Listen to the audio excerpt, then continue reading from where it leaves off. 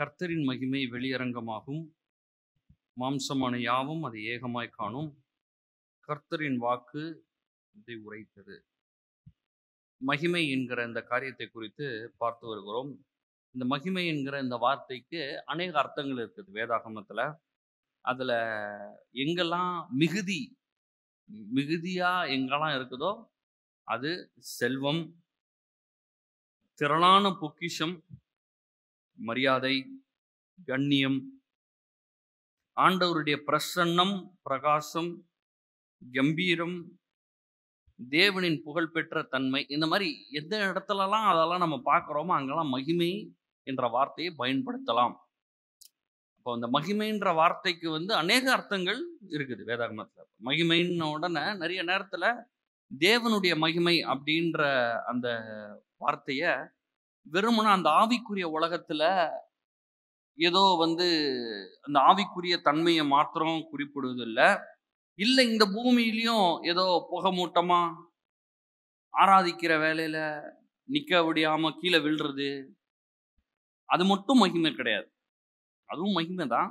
அதோட சேர்ந்து கனப்படுத்தப்படுகிறதும் மகிமை, உயர்த்தப்படுகிறதும் மகிமை, செல்வத்தை அடைவதும் மகிமை, வெள்ளி பொண்ணு இதெல்லாமும் மகிமை. அதுக்கு உதாரணமா வேதத்துல இருந்து அநேக சம்பவங்களை வாசித்தோம். இது ஏதோ ஒரு வசனத்தை வச்சு சொல்லல. வேதத்துல அநேக வசனங்கள் மகிமையை குறித்து பேசும்போது தேவனுடைய தன்மையை குறித்து மனுஷன் கனப்படுத்துறத பத்தி அதெல்லாம் பார்க்கிறோம். இடம் எங்க போட்டிருக்குன்னா யாக்கோபை குறித்து போட்டிருக்குது. யாக்கோபுடைய செல்வத்தை, அவனுடைய ஐஸ்வர்யத்தை, ஆடு மாடு ஓட்டவங்க கழுத வேலைக்காரங்க ரொம்ப ஜாஸ்தியா இருக்கிறாங்க. அதை பார்த்து லாபான் உங்க மாமனார் அவன் பசங்க சொல்றாங்க, எங்க அப்பா கிட்ட இருந்து வந்துருச்சு உனக்கு இந்த மகிமை அப்படின்னு சொல்றாங்க. அங்கதான் முதல் முறையாக அந்த வார்த்தை பயன்படுத்தப்படுகிறது. அப்போ இந்த வார்த்தைகள் எங்கிருந்து வருகிறது அப்படின்னு பாத்தீங்கன்னா, தேவன் மனிதனுக்கு கொடுக்கிற இந்த நல்ல காரியங்கள், தேவன் நம்மளுக்கு கொடுக்கிற அந்த கணம், தேவன் மனிதனுக்கு கொடுக்கிற அந்த புகழ், இது எல்லாம் தான் இந்த மகிமை என்கிற இந்த வார்த்தைக்கு வருகிறது. மோசே அதுக்கப்புறமா சொல்றாரு, யாத்திராகமம் 33ஆம் அதிகாரத்துல, உம்முடைய மகிமையை எனக்கு காண்பித்தருளும் அப்படின்னு சொல்றாரு மோசே. அதற்கு ஆண்டவர் சொல்றாரு, என்னுடைய தயையெல்லாம் நான் உனக்கு முன்பாக கடந்து போக பண்ணி கர்த்தருடைய நாமத்தை உனக்கு முன்பாக கூறுவேன். எவன் மேல் கிருபையா இருக்க சித்தமா இருப்பேனோ அவன் மேல் கிருபையா இருப்பேன், எவன் மேல் இரக்கமாய் இருக்க சித்தமா இருப்பேனோ அவன் மேல் இரக்கமாய் இருப்பேன் என்று சொல்றார். அப்போ மோசே கேட்கிறாரு, ஆண்டவரே உங்க மகிமையை காட்டுங்கன்றாரு. ஆண்டவர் என்ன பண்ணியிருக்கணும், வெறுமனா இந்த மேகத்துல இருந்து இறங்கி வர்றது பிரசன்னம் அதை மட்டும் காட்டல. அவர் என்ன பண்றாருன்னா, நான் தயை காட்டுவேன், நான் உனக்கு நன்மையை காட்டுவேன் அப்படின்னு யார் சொல்றா? ஆண்டவர் மோசே கிட்ட சொல்றார். அப்போ மகிமை அப்படின்ற வார்த்தைக்கும் தேவன் செய்கிற நன்மைக்கும் தேவன் காட்டுகிற தயவுக்கும் ரொம்ப க்ளோஸ் ரிலேஷன் இருக்கு, ரொம்ப சம்பந்தம் இருக்குது. அப்போ உங்க வாழ்க்கையில தேவன் உங்களை மகிமைப்படுத்துவேன்னு அவர் சொல்றாருன்னா என்ன அர்த்தம்? உங்களுக்கு ஆண்டவர் நல்லது பண்றேன்னு அர்த்தம், உங்களுக்கு தயவு பாராட்டுறேன்னு அர்த்தம், உங்களுக்கு கிருபை கொடுக்குறேன்ற அர்த்தம். அதுதான் அந்த இடத்துல வருகிறது. அநேக சம்பவங்களை எடுத்துட்டு போய் வாசிச்சோம். ஆகாய் 2ஆம் அதிகாரத்துல எப்படி இந்த முந்தின ஆலயத்தின் மகிமையை பார்க்கிலும் பிந்தின ஆலயத்தின் மகிமை பெரிதாய் இருக்கும் என்கிற காரியத்தை குறித்தெல்லாம் பார்த்தோம். அதுல பாத்தீங்கன்னா, இந்த மகிமைக்கு நம்ம ஒரு செயலை செய்ய வேண்டியதா இருக்குது. ஆகாய் 2ஆம் அதிகாரத்துல போட்டிருக்கும் போது, மலையின் மேல் ஏறி போய் மரங்களை வெட்டி ஆலயத்தை கட்டுங்கள், அதன் மேல் நான் பிரியமா இருப்பேன், அதனால் என் மகிமை விளங்கும். அப்ப ஆண்டவருடைய மகிமை விளங்குறதுக்கு நம்ம ஏதோ ஒண்ணு செய்ய வேண்டியதா இருக்குது. மலைக்கு ஏறணும், மரத்தை வெட்டணும், அதுக்கப்புறம் அதுல மகிமைப்படுறேன்றார் ஆலயத்தை கட்டினதுக்கு அப்புறம். அப்ப இன்னைக்கும் இப்ப பாருங்க, இன்னைக்கு கிளம்பி வர்றதே பாருங்களேன், யோசிச்சு பாருங்க, ஈஸியா கிடையாது இல்ல. கிளம்பி வர்றது, ஒரு இடத்துக்கு கிளம்பி போறதுன்னா பாருங்க. ஆனா முன்னாடி இருந்த காலத்துல கட்டணும் இன்னைக்கு கொஞ்சம் ஈஸி தான். அந்த காலத்துல வண்டிலாம் இருக்காது, எங்கனாலும் நடந்து தான் போனோம், இல்லை மாட்டு வண்டியில போனோம். எல்லா வீட்லயும் மாட்டு வண்டி இருக்காது, குதிரை வண்டி இருக்காது. ஆனா இன்னைக்கு நம்மளுக்கு பஸ்ஸு, ட்ரெயின், பைக் இது மாதிரிலாம் நிறைய வந்துடுச்சு. ஆனாலும் நம்ம என்ன பண்ண வேண்டியதா இருக்குது, கொஞ்சம் பிரயாசம் எடுக்க வேண்டியதா இருக்கு. நேத்தே நம்ம ரெடி ஆக வேண்டியதா இருக்குது இன்னைக்கு வரணும்னா. காலையில 5 மணிக்கு தான் நம்ம தூங்குனோம்னா எப்படி எந்திரிக்க முடியும்? கஷ்டமாயிரும். இப்ப நேத்தே வந்து நம்ம என்ன பண்ண வேண்டியதா இருக்குது? தூங்க வேண்டியதா இருக்குது. காலையில எந்திரிச்சு கிளம்ப வேண்டியதா இருக்குது. இங்க கொஞ்சம் நேரம் செலவு செஞ்சா, வீட்ல இருக்கிற வேலையில நம்மளுக்கு இருக்கிற வேலைய கொஞ்சம் என்ன பண்ண வேண்டியதா இருக்குது? தள்ளி வைக்க வேண்டியதா இருக்குது. அப்போ பிசிக்கலா இங்க வந்து மலைக்கு போல நம்ம ஏறி, இல்ல அங்க போய் மரத்த வெட்டல. நம்ம வீட்ல எல்லாத்தையும் ரெடி பண்ணி கிளம்பி வர்றதே மலை ஏறுற மாரி தான். அ ஆண்டவருக்காக நம்ம காலையில ஒரு கொஞ்ச நேரம் செலவு செய்யணும்னு நினைக்கிறோம்னு வச்சுக்கோங்களேன். வேலைக்கு போணும். 8 மணிக்கு வேலைக்கு கிளம்பணும்னா, நம்ம என்ன பண்ண வேண்டியதா இருக்குது? கொஞ்சம் சீக்கிரமாவே எந்திரிக்க வேண்டியதா இருக்கு. சீக்கிரமாவே கிளம்பி, சீக்கிரமாவே சாப்பிட்டு, அதுக்கப்புறம் வேதத்த எடுத்து வாசிச்சு, வசனத்த அறிக்கை செய்து, விசுவாசிச்சு, ஜெபம் பண்ணி கிளம்பி போக வேண்டியதா இருக்கு. அதெல்லாம் தான் என்னது? மலைக்கு ஏறுறதும், மரத்த வெட்டுறதும். ஆண்டவர் சொல்றாரு, "நீ அப்படி பண்ணிட்டன்னா, அடுத்து என்னதான் வரப்போகுது? மகிமை விளங்கும்." எப்போ? இந்த ஆலயத்து மகிமை எப்படி இருக்கும்? முந்தி கண்ட அம்மாலயத்தின் மகிமையை காட்டிலும் மகிமை பெரியதா இருக்கும். அப்போ உங்க வாழ்க்கையில இத்தனை ஆண்டுகள் இருந்த அந்த கனம், உயர்வு, அந்த செல்வம் அதை காட்டிலும் இந்த 2025ஆம் ஆண்டுல உங்களுக்கு செல்வமும், கனமும், உயர்வும், தயவும் மிகுதியாக இருக்கும், பெரிதாக இருக்கும். எத்தனை பேர் விசுவாசிக்கிறீங்க? ஆமென். ஆண்டவர் அந்த மாதிரி காரியங்களை நம்மளுக்கு செய்ய விரும்புகிறார். அதனால தான் அவர் சொல்றார். இந்த காரியத்தை குறிச்சு அநேகருடைய வாழ்க்கையில பார்த்தோம். யாக்கோபுடைய வாழ்க்கையை பார்த்தோம். அதுக்கப்புறம் எஸ்தர், மொர்தெகாய் அவங்களுடைய வாழ்க்கையில எப்படி அவர்கள் எஸ்தர்லாம் வந்து பாருங்க ஒண்ணுமே கிடையாது அவங்களுக்கு. அப்பா, அம்மாவே கிடையாது பார்த்துக்கிறதுக்கு. அ சித்தப்பா கிட்ட தான் வளர்க்குறாங்க. மொர்தெகாயும் வந்து வ பெரிய அரசவையில பெரிய பொறுப்புலலாம் கிடையாது. அரண்மனை வாசல்ல தான் இருக்கிறாரு. ஆனா பார்த்தீங்கன்னா, எஸ்தர் 120 நாட்களை ஆடுகிற அந்த அரசருக்கு ராணியாக பதவியேற்கிறாங்க. அதுக்கப்புறம் பெரிய பிரச்சனை வருது. இந்த இனத்தையே அழிக்கணும்னு நினைக்கிற ஆண்டவர் அது எல்லாத்தையும் மாத்தி போடுறாரு. இப்போ மொர்தெகாய் ஆமானுடைய நிலைக்கு வருகிறான். மொர்தெகாய்க்கு தனி அரண்மனை இருக்கிறது. ஏன்னா ஆமானுக்கு தனி அரண்மனை இருந்துச்சு. அவனுக்கு வீடு இருந்துச்சு. அவனே ஒரு ராஜா மாதிரி வாழ்ந்துட்டு இருக்கான். 120 நாடுகள். நம்ம நாட்டை ஆளுகை செய்கிற பிரதமருக்கும் ஜனாதிபதியுடைய மாளிகையும் பார்த்தீங்கன்னா அவ்வளோ பெருசா இருக்கும். அது ஏக்கர் ஏக்கரா இருக்குது. அவ்வளோ பெருசா இருக்குது. யாரா நம்ம ஒரு நாட்டை ஆள்றவருக்கு. இந்த ராஜா வந்து ஒரு நாடு இல்லைங்க 120 நாட்டை ஆண்டுட்டு இருந்தார். அப்போ எவ்வளோ பெரிய அரண்மனை வச்சிருந்திருப்பார். அவருக்கு கீழே இருக்கிறவங்க அரசவையில் இருக்கிறவங்களாம் பயங்கரமா இருப்பாங்க. இந்த 120 நாடுகளை ஆளுகிற இந்த ராஜா தன்னுடைய முத்திர மோதிரத்தை எடுத்து மொர்தெகாய்க்கு போடுறார். யார் அவரு? ராஜ்யத்துல ஒண்ணும் இல்லாதவராக வாசல்ல வெளியே கேட்டுக்கு வெளியே நின்றுட்டு இருந்த ஆளு இன்னைக்கு ராஜாக்கு சமமாக மொர்தெகாய் உயர்த்தப்படுகிறார். அதுதான் மகிமை. அதான் மகிமை. அதுக்கப்புறம் யோசேப்புடைய வாழ்க்கையில பார்க்கிறோம். யோசேப்பு சொல்றாரு, கஷ்டம்லாம் படுறாரு. அப்புறம் பார்வோனுக்கு அடுத்தபடியா வர்றாரு. தம்பி தம்பி அண்ணன் எல்லாம் வர்றாங்க, பார்க்கறாங்க. யோசேப்பு சொல்லி அனுப்புறாரு, எகிப்தில் இருக்கிற இந்த மகிமையெல்லாம் என்னுடைய தகப்பனுக்கு போய் சொல்லுங்கன்றார். என்ன மகிமை? இந்த குதிரை, எனக்கு இருக்கிற இந்த செல்வம், எனக்கு இருக்கிற இந்த பதவி, எனக்கு இருக்கிற இந்த கனம், இந்த உயர்வை எல்லாம் நம்ம அப்பாவுக்கு போய் சொல்லுங்க. யாரு அப்பா? யாக்கோபு. யாக்கோபுக்கு போய் சொல்லுங்க. அப்ப ஆண்டவர் என்ன பண்றாரு? மகிமைப்படுத்துகிறார்.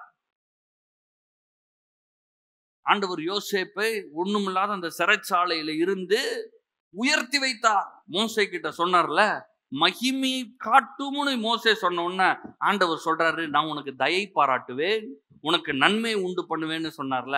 அதே மாதிரி இன்றைக்கு யோசேப்புக்கு என்ன பண்றாரு? அவனுடைய வாழ்க்கையில தயை பாராட்டுகிறார், நன்மையை செய்கிறார்.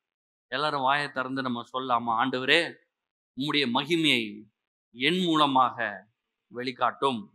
நம்ம அப்படி சொன்ன உடனே ஆண்டவர் என்ன பண்ணுவார்? நம்மளை கனப்படுத்துவார், நம்மளை உயர்த்துவார், பேரை பெருமைப்படுத்துவார், செல்வவான்களாக மாற்றுவார். எதற்காக? அது அவருக்கு மகிமை. நான் வந்து பெரிய ஆளுன்னு காட்டுறதுக்கு இல்ல. என்ன உயர்த்தி, நான் வேலை ஸ்தலத்துல என்ன உயர்த்தி, எனக்கு சம்பத்தை கொடுத்து, வெள்ளி பொண்ணை கொடுத்து, ஐஸ்வர்யத்தை கொடுத்து, அவருடைய நாமத்தின் மகிமைக்காக அதை செய்கிறார். அதுக்கடுத்து தாவீதுடைய வாழ்க்கையை பார்க்கிறோம்.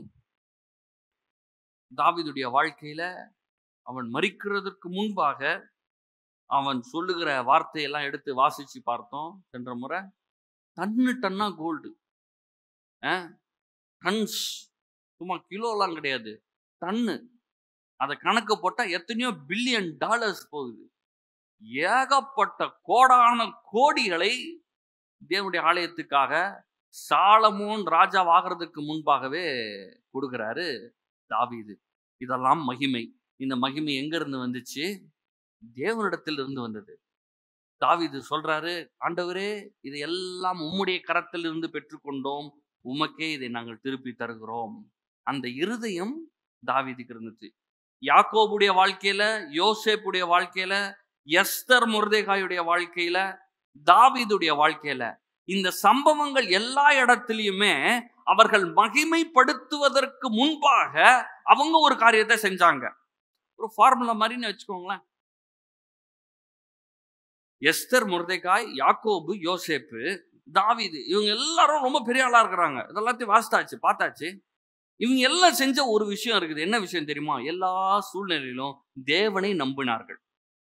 மொர்தெகாயும் எஸ்தரும் பெரிய ஆளு தான். இவங்க ஏற்கனவே ராணி தான். நம்ம சும்மா என்ன பண்றோம் பாரு, யாரை நினைச்சு வச்சிருக்கிறாங்க, என்னையா தூக்கி போடுறாங்க, இந்தா பாரு என்ன பண்றேன் பாரு, அப்படிலாம் பேசல. எஸ்தர் சொல்றாங்க, 3 நாள் எல்லாம் உபவாசப்படி ஜெபம் பண்ணுவோம், நம்ம ஆண்டவருடைய முகத்தை நோக்கி பார்ப்போம். தாவீதும் எனக்கு என்ன பெரிய ஆளு, எனக்கு என்ன தெரியும், நான் ரொம்ப பெரிய ஆளு அப்படின்னு சொல்லிட்டு வாழல. அவர் ஒன்றும் இல்லாதப்பையும் ஆண்டவர் தான் நோக்கி பார்க்கிறாரு. இவ்வளோ வெள்ளி பொண்ணெல்லாம் வந்ததுக்கு அப்புறமா யாரை தான் நோக்கி பார்க்கிறா? ஆண்டவர் தான் நோக்கி பார்க்கிறார். அப்போ என்னன்னா, எப்பொழுதும் தேவனையே சார்ந்து கொண்டு தேவனை மட்டுமே நோக்கி பார்க்கிற ஒரு வாழ்க்கை. அதுக்கடுத்து இயேசுடைய வாழ்க்கை. இயேசுடைய வாழ்க்கையில யோவான் 2ஆம் அதிகாரம் 11ஆம் வசனம். யோவான் 2:10. இவ்விதமாக இயேசு இந்த முதலாம் அற்புதத்தை கலிலேயாவில் உள்ள கானா ஊரிலே செய்து தம்முடைய மகிமையை வெளிப்படுத்தினார். அவருடைய சீஷர்கள் அவரிடத்தில் விசுவாசம் வைத்தார்கள். இயேசு என்ன பண்றாரு? மகிமையை வெளிப்படுத்துகிறார். எப்படி மகிமையை வெளிப்படுத்துறாரு? அற்புதத்தை செய்யறாரு. யாருக்கு அற்புதத்தை செய்யறாரு? அங்க கானா ஊர்ல ஒரு கல்யாணம். அந்த கல்யாணத்துல திராட்சை ரசம் இல்ல, அதுக்குள்ள போயிட்டு ஒரு அற்புதத்தை செஞ்சு தம்முடைய மகிமையை வெளிப்படுத்துறார். அப்போ உங்க வாழ்க்கையில இயேசு மகிமைப்படுத்தப்படுவார். இயேசு மகிமையை வெளிக்காட்ட விரும்புகிறார். எப்படி செய்ய போறாரு? உங்க பண தேவைகளை சந்திக்க போகிறார். உங்க குடும்பத்தின் தேவைகளை சந்திக்க போகிறார். நீங்க இருக்கிற கஷ்டத்துல இருந்து அந்த கஷ்டத்தை மாத்தி விடுகிறார். இன்பத்தை தர்றாரு. துன்பத்தை மாத்தி, கண்ணீரெல்லாம் மாத்தி நல்ல வாழ்க்கையை உங்களுக்கு என்ன பண்றாரு? இயேசு தருகிறார். அதன் மூலமாக அவருடைய மகிமையை வெளிப்படுத்துகிறார்.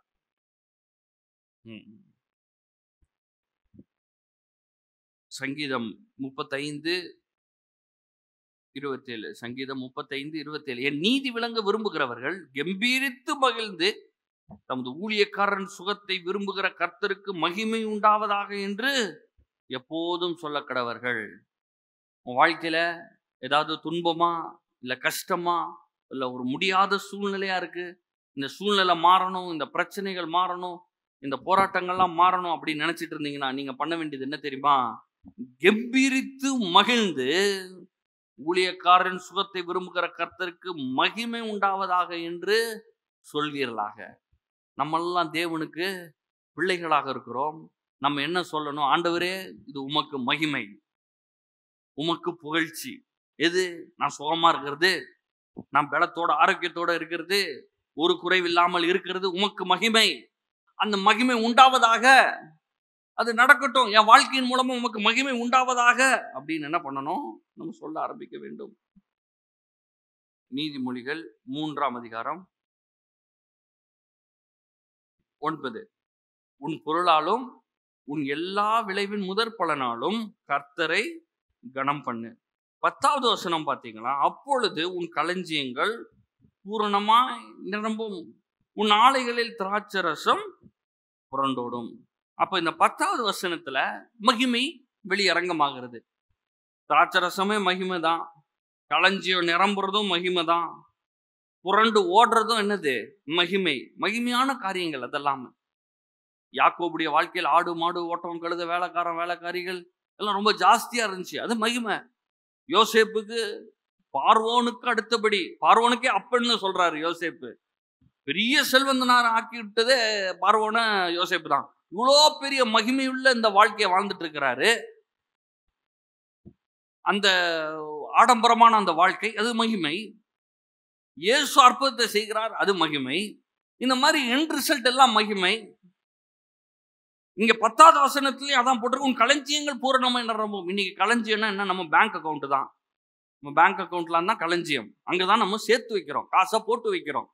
நம்ம மணி பர்ஸு அந்த காலத்துல பெருசா பெரிய பெரிய குடோன் மாதிரி கட்டி அதுல தான் தானியங்களை சேர்த்து வச்சாங்க. அப்புறம் அதை எடுத்து வித்தாங்க, அதை பணமாக்குனாங்க, இல்ல அதை வச்சு ஆடு மாடு எல்லாம் வாங்கினாங்க.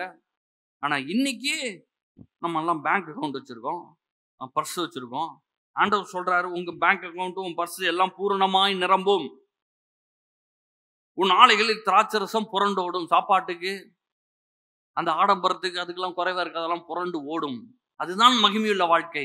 ஆனா அதுக்கு முன்னாடி 9வது வசனத்துல, உன் பொருளாலும் உன் எல்லா விளைவின் முதற்பனாலும் கர்த்தரை கனம் பண்ணு. எல்லாம் சொல்லுங்க, கனம் பண்ணு. எல்லாம் சத்தமா சொல்றீங்களா? கனம் பண்ணு. யாரை கனம் பண்ணும்? ஆண்டவரை கனம் பண்ணும். யாக்கோபு, யோசேப்பு, ஈசாக்கு, ஆபிரகாம், தாவீது எல்லாரும் என்ன பண்றாங்க? ஃபர்ஸ்ட் ஆண்டவரை முதல்ல வச்சிருக்காங்க. அவங்க ஏன் இவ்வளவு பெரிய ஆளா இருக்காங்க? ஏன் நம்ம இத்தனை வருஷம் கழிச்சு, 6000 வருஷம் 5000 வருஷம் கழிச்சு நம்ம பேசிட்டு இருக்கிறோம்? திரும்பி திரும்பி ஏன் அவங்க வாழ்க்கையை பார்த்துருக்கிறோம்? வேதத்துல எழுதுகிற அளவுக்கு அவங்க வாழ்க்கையில என்ன பண்ணாங்க? தேவனை கனம் பண்ணினார்கள், தேவனுக்கு முக்கியத்துவம் கொடுத்தார்கள். ஆண்டவருடைய வார்த்தைக்கு, ஆண்டவருக்கு, ஆண்டவருடைய பிரசன்னத்துக்கு அவருடைய வார்த்தை சொல்லி இருக்குது, அதை நான் செய்ய போறேன், அவருக்கு முக்கியத்துவம் கொடுக்க போறேன், அவனை கனப்படுத்தினாங்க. என்னாச்சு? எல்லாவற்றிலும் பூர்ணமாய் நிரம்பி வழிந்தார்கள். அதை போல நம்மளும் செய்ய வேண்டும். வெளிப்படுத்தின விசேஷம் 22ஆம் அதிகாரம் 7வது வசனம். வெளிப்படுத்த 22:7, இதோ சீக்கிரமாய் வருகிறேன், இந்த புஸ்தகத்தில் உள்ள தீர்க்க தரிசன வசனங்களை கை கொள்ளுகிறவன் பாக்கியவான். பாக்கியவான்னா ஆசீர்வதிக்கப்பட்டவன் அர்த்தம். நான் ஆசீர்வதிக்கப்பட்டவன். எல்லாம் சொல்லுங்க, நான் ஆசீர்வதிக்கப்பட்டவன். எல்லாம் திருப்பி சொல்லுவோமா? நான் ஆசீர்வதிக்கப்பட்டவன். நான் ஆசீர்வதிக்கப்பட்டவன் என்ன பண்ணும்? இந்த புஸ்தகத்தில் உள்ள தீர்க்க தரிசன வசனங்களை கை கொள்ளுவன். இந்த புஸ்தகத்தில் இருக்கிறத என்ன பண்ணணும்? கை கொள்ளு. உலகத்தில் இருக்கிறதெல்லாம் நம்ம பேசவே இல்லைங்க. தத்துவம்லாம் பேசல. இன்னைக்கு நம்ம தத்துவம் பேசல, அவங்க பார்வைக்கு நல்லதா இருக்கிறதெல்லாம் பேசல, உலகத்துல லாஜிக்கா சொல்லுவாங்க, அதெல்லாம் நம்ம இங்க பேசவே இல்லை. நம்ம பேசுறது இந்த தேவனுடைய வார்த்தை, இந்த தேவனுடைய வார்த்தையின் மூலமாக வருகிற நன்மை. ஆண்டவர் சொல்றாரு, ரொம்ப சிம்பிளா சொல்றாரு, முதலாவது தேவனுடைய ராஜ்யத்தையும் நீதியும் தேடுங்கள், அப்பொழுது இவைகள் எல்லாம் உங்களுக்கு கூட கொடுக்கப்படும். எதையும் குறித்து கவலைப்படாத, நீ ராஜ்யத்தை தேடு, தேவனுடைய வார்த்தையை தேடு, தேவனை தேடு, உனக்கு இதெல்லாம் என்ன பண்ணும்? கூட கொடுக்கப்படும். உலகத்துல என்ன சொல்றாங்க? நீ அச்சி புடுங்க, மிச்சி தள்ளு, அவன் தூக்கி போடு, அப்படி 4 வாட்டி மிதிக்கணும், அவனை தள்ளி விடணும், நெக்கா பார்த்து தூக்கணும், அப்படியே நேக்கா போட்டு அப்படி மேல வந்துடணும், அப்பதான் நல்லா இருக்க முடியும், நீ பண்ற மாதிரிலாம் பண்ணக்கூடாது அப்படின்னு அவங்க சொல்றாங்க. நான் ஆண்டவருடைய மெத்தட்ல போறேன், ஆண்டவரை கனம் பண்ண போகிறேன். ஆண்டவர் சொல்றாரு, என்னை கனம் பண்ணுகிறவர்கள் கனம் பண்ணப்படுவார்கள். அவ்வளவுதான். இன்னைக்கு நீங்க எல்லாம் கனம் பண்றீங்க, இது ஒரு செயல். சொன்ன பாத்தீங்களா? காலைல நம்ம கிளம்பி வர்றது கனம் பண்றோம், ஆண்டவரை கனம் பண்றோம். நம்ம வேலைக்கு போறதுக்கு முன்னாடி வேதத்தை எடுத்து வாசிக்கிறது எது காட்டுது? தேவனை கனம் பண்ணுகிறோம். வேலையை நம்பலங்க, நானு வேலைக்கு போறான கரெக்டா, ஆனா அதுக்கு முன்னாடி ஃபர்ஸ்ட் நான் என்ன பண்ணிடுறேன்? ஜெபம் பண்றேன், வேதத்தை வாசிக்கிறேன், பாட்டு பாடுறேன், என் கையை தூக்கி, கர்த்தாவே நீரே இந்த வேலையை கொடுத்தீர், இந்த வேலையின் மூலமா எனக்கு நல்ல சம்பளம் வரப்போகுது, இந்த சம்பாத்தியத்தை பண்றதுக்கு என் சரீரத்தை நல்ல பேலன்ஸ், சுகம், ஆரோக்கியத்தை கொடுத்திருக்கிறீர், எந்த வியாதியும் இல்லை. காலெல்லாம் எடுத்து வைக்கும்போது கரெக்டா போகுது பாருங்க காது. காலையில பெட்ல இருந்து எந்திரிக்கும் போது இப்படி வச்சோன்னு என்ன ஆகுது? கால்லாம் எல்லாம் வேலை செய்யுது. இந்த பலனை யார் கொடுத்தா? எல்லாம் சொல்லுங்க, யார் கொடுத்தா? ஆண்டவர் கொடுத்தாரு. அதனாலதான் ஆண்டவர் சொல்றாரு, என்னை கனம் பண்ணு நீ. ஆனா இன்னைக்கு மனுஷன் என்ன சொல்றான்? சார் அதெல்லாம் பார்க்கலாம் சார், அப்புறமா, இன்னும் வயசாகுது சார் உங்களுக்கு, இன்னும் 30-40 வருஷம் இருக்குது, அப்புறம் கடைசியா போகலாம் கோயிலுக்கெல்லாம், நல்லா போய் வேலை செஞ்சு ஏதாவது பண்ணுமா? அப்படிலாம் சொல்லவே இல்லை வேதம். வேதம் அப்படி சொல்லவே இல்லை. நான் மகிமைப்படுகிற வாழ்க்கை. நான் பேசுறது தேவ ரகமான வாழ்க்கை. உங்க அக்கவுண்ட்ல 10 லட்சம் வச்சிருக்கிறத பத்தி எல்லாம் நான் பேசல. இன்னைக்கு வச்சிருக்கிற 10 லட்சம் அடுத்த வருஷமே பார்த்தீங்கன்னா ரேட் எல்லாம் கூடி போச்சுன்னா ஒண்ணுமே இல்ல. அத பத்தி இல்ல. நான் பேசுறது என்னன்னா, ஒன்றும் குறைவுபடாத வாழ்க்கை, நிரம்பி வழிகிற வாழ்க்கை. அன்னைக்கு இயேசு போய் நின்னு தண்ணியவே திராட்சரசமா மாற்றி ஆடம்பரமான ஒரு அற்புதத்தை செய்து வைத்தார். அவ்வளவு பெரிய அற்புதத்தை இயேசு செய்ய வேண்டிய அவசியமே கிடையாது. கல்யாணம் முடிஞ்சிருச்சு, எல்லாரும் வீட்டுக்கு போறாங்க. இந்த நேரத்துல கற்சாடியில அவ்வளவு ஃபுல்லா செஞ்சுட்டு போறார். எதற்கு? மகிமைப்படுத்தும்படியாக. ஆனா அந்த அற்புதம் நடப்பதற்கு ஒரு முக்கியமான விஷயம் மரியாள் சொல்லிட்டு போனாங்க. என்ன சொல்லிட்டு போனாங்க? அவர் என்ன சொல்லுகிறாரோ அதன்படி எல்லாம் சொல்லுங்க. அவர் எவரு? இயேசு. மரியாள் அற்புதத்தை எப்படி பெற்றுக் கொடுத்தாங்க? எல்லாத்துக்குமே ஒரு கண்டிஷன் ஒண்ணு இருக்குல்ல. சும்மா அப்படியே வந்துருதுங்க. ஐயோ எப்படி வந்துச்சு, சும்மா வந்துருச்சு அப்படிலாம் வராது. எதுவுமே வராது. அப்படியே திடீர்னு வருதா அப்படிலாம் வராது. தூங்கிட்டே இருந்தேன், தலானி கட்டியில வந்தா கட்டுக்கட்டா இருக்குது. ரொம்ப ரேர் அப்படி வர்றது. அப்படி வர்றதும் கிடையாது. மொட்டை மாடல போய் நின்று சோத்திரம் அப்படியே வந்து சாக்கு போய் பிடிச்சா புர்ன்னு வந்து இறங்கிருதா பணம்? அப்படிலாம் வர்றது இல்லையே. நான் ஏதோ பண்ண வேண்டியதா இருக்குது, நான் வேலைக்கு போக வேண்டியதா இருக்குது. ஆண்டவர் வந்து என்ன சொல்றாரு? நான் உன்னை ஆசீர்வதிப்பேன்றார். அப்ப என்ன அர்த்தம்? நான் போய் ஏதோ ஒன்று செய்யறேன், அதை தேவன் ஆசீர்வதிக்கிறார். யாக்கோபு படுத்து தூங்கி கொண்டே இருந்தார், ஆடெல்லாம் குட்டி போட்டதுலாம் இல்ல. ஆண்டவர் ஒரு சொப்பனத்தை கொடுத்து, ஒரு ஐடியாவை கொடுத்து, ஆடு எப்படி பெருகும்னு அவர் சொல்லி தர்றாரு. அப்புறம் யாக்கோபு போய் வேலை செய்யறாரு. அதை ஆண்டவர் ஆசீர்வதிச்சு பெருக பண்ணுகிறார். நம்ம சும்மாவே இருக்கணும், நம்ம பாட்டுக்கு இஷ்டத்துக்கு எப்படி வேணா போலாம், ஆனா ஆண்டவர் ஆசீர்வதிப்பார். அப்படிலாம் வேதத்துல சொல்லவே இல்லை. நம்ம எப்பயுமே ஆண்டவரா பார்க்கிறோம், அவர் இன்ஸ்ட்ரக்ஷன்ஸை கொடுக்கிறாரு, அதை பெற்றுக்கொள்கிறோம், அதை செய்யறோம், அதை பெரிய அளவில் ஆசீர்வதிச்சு விட்டுறாரு. பயங்கரமான பெரிய அளவில் ஆசீர்வதிச்சு விட்டுறாரு. அப்படிதான் எல்லாமே நடக்குது. ஈசாக்குடைய வாழ்க்கையில பாருங்களேன். ஈசாக்குடைய வாழ்க்கையில ஈசாக்கு ஏற்கனவே ரொம்ப பெரிய கோடீஸ்வரன். ஏன்னா ஆபிரகாம் ஆடு மாடு ஒட்டகங்களை விட பெரிய சீமானா இருந்தான்னு போட்டிருக்கு. அந்த ஏரியாலே வந்து ராஜா மாதிரி இருக்கிறார், ரொம்ப பெரிய ஆளு. இப்போ வந்து இவர் இஷ்டத்துக்கு போலாம், எங்க வேணா போலாம், என்ன வேணா பண்ணலாம். யாரும் என்ன பண்ண முடியாது, இவரை சொல்ல முடியாது. ஆனா ஆதியாகமம் 26ஆம் அதிகாரம் 3ஆம் வசனத்துல நீங்க பாத்தீங்கன்னா ஆண்டவர் சொல்றார், இந்த தேசத்தில் வாசம் பண்ணு, நான் உன்னோட கூட இருந்து உன்னை ஆசீர்வதிப்பேன், உனக்கும் உன் சந்ததிக்கும் இந்த தேசங்கள் யாவையும் தந்து உன் தகப்பனாகி ஆபிரகாமுக்கு நான் இட்ட ஆணையை நிறைவேற்றுவேன். இருக்கிற சிச்சுவேஷன் எப்படின்னா, ஃபுல்லா பஞ்சம், தண்ணி கிடையாது, சாப்பாடு கிடையாது, ஒண்ணு கிடையாது, பயங்கரமான பஞ்சம், பயங்கரமான கஷ்டம். இவர் ஏற்கனவே பெரிய கோடீஸ்வரர், காசு இல்லாதவன் கூட ஊரை விட்டு ஓடிட்டு இருக்கான். எப்படி? காசு இல்லாதவன் கூட ஏதோ பண்ணி, ஏன்னா இங்க இருந்தோம்னா இன்னும் போயிடும், ஒண்ணு இல்லாம ஆயிடுவோம் அப்படின்னு எஸ்கேப் ஆகி போயிட்டு இருக்கிறான். ஆண்டவர் சொல்றாரு, போகாத. என்கிட்ட காசு இருக்குதுங்க ஏற்கனவே, நான் ரொம்ப பெரிய ஆள் ஏற்கனவே, அவனை விட நான் ஈஸியா போயிடுவேன். ஏற்கனவே ஏகப்பட்ட ஆடு மாடு ஓட்டம் கழுது எல்லாமே வச்சுக்கிறேன், வேலைக்காரி வச்சுக்கிறேன். அப்படியே கிளம்பி இன்னொரு ஊருக்கு போயிடலாம் என்னால. எதுக்கு ஆண்டவர் சொல்றலாம் கேட்கணும்? சென்சஸ் தெரியுமா சார்? நாட்டு நடப்பு தெரியுமா உங்களுக்கு? நியூஸ் தெரியுமா? ஆண்டவருக்கெல்லாம் நம்ம நியூஸ் சொல்ல தேவையே இல்லை. சிலர் வந்து அவங்க பிரச்சனை எல்லாம் பெருசா, நான் எவ்வளவு கஷ்டப்படணும் தெரியுமா, நான் பட்டாதான், உங்க சம்பளம் வந்தாதான், நான் வேலை செஞ்சாதான், டபுள் டியூட்டி பார்த்தாதான். என்னன்னா ஆண்டவருக்கு கொடுக்க வேண்டிய நேரம் கணம் எல்லாத்தையும் விட்டுட்டு இவங்க போய் அவங்க இஷ்டத்துக்கு நேரத்துல வேலை செய்யறதும் எல்லாம் பண்ணி முடிச்சிட்டு கடைசியில வரலாமா இல்ல போகலாமா அப்படின்னு யோசிச்சுட்டு இருக்கிறது, அது ஆண்டவர் கனப்படுத்துறதே கிடையாது. இங்க பெரிய கோடீஸ்வரங்க, அதாவது பரலோகத்துல இருந்து ஆண்டவர் பார்த்தா ஒரே ஆளை தான் பார்ப்பாரு, அவர் தான் ஆபிரகாம். கேட்டுங்களா? அந்த காலத்துல இன்னைக்கு வந்து நம்முடைய எல்லாம் இயேசு ரட்சித்துக்கிறார், இயேசு கல்வாரிசில் சின்ன ரத்தத்தினால் நம்ம எல்லாரும் மீட்கப்பட்டிருக்கிறோம். ஆனா அன்னைக்கு ஆபிரகாம் வாழ்ந்த காலத்துல பூமியை கீழே பார்க்கும்போது யாரை பார்ப்பாரு? மற்றவங்க எல்லாம் வந்து ஆண்டவருக்கு பிரியம் இல்லாம வாழ்ந்துட்டு இருக்கான். ஒருத்தர், ஒரே ஒரு ஆள் ஆபிரகாம், அவனுடைய மகன் ஈசாக்கு. ஈசாக்கு மட்டும்தான் இவருக்கு போக்கஸே ஆண்டவருக்கு. இப்ப ஈசாக்கு போயிருக்கலாம். ஆண்டவர் சொல்றாரு வாசம் பண்ணு. ஆண்டவர் சொல்றது நிறைய நேரத்துல ஆப்போசிட்டா இருக்குது.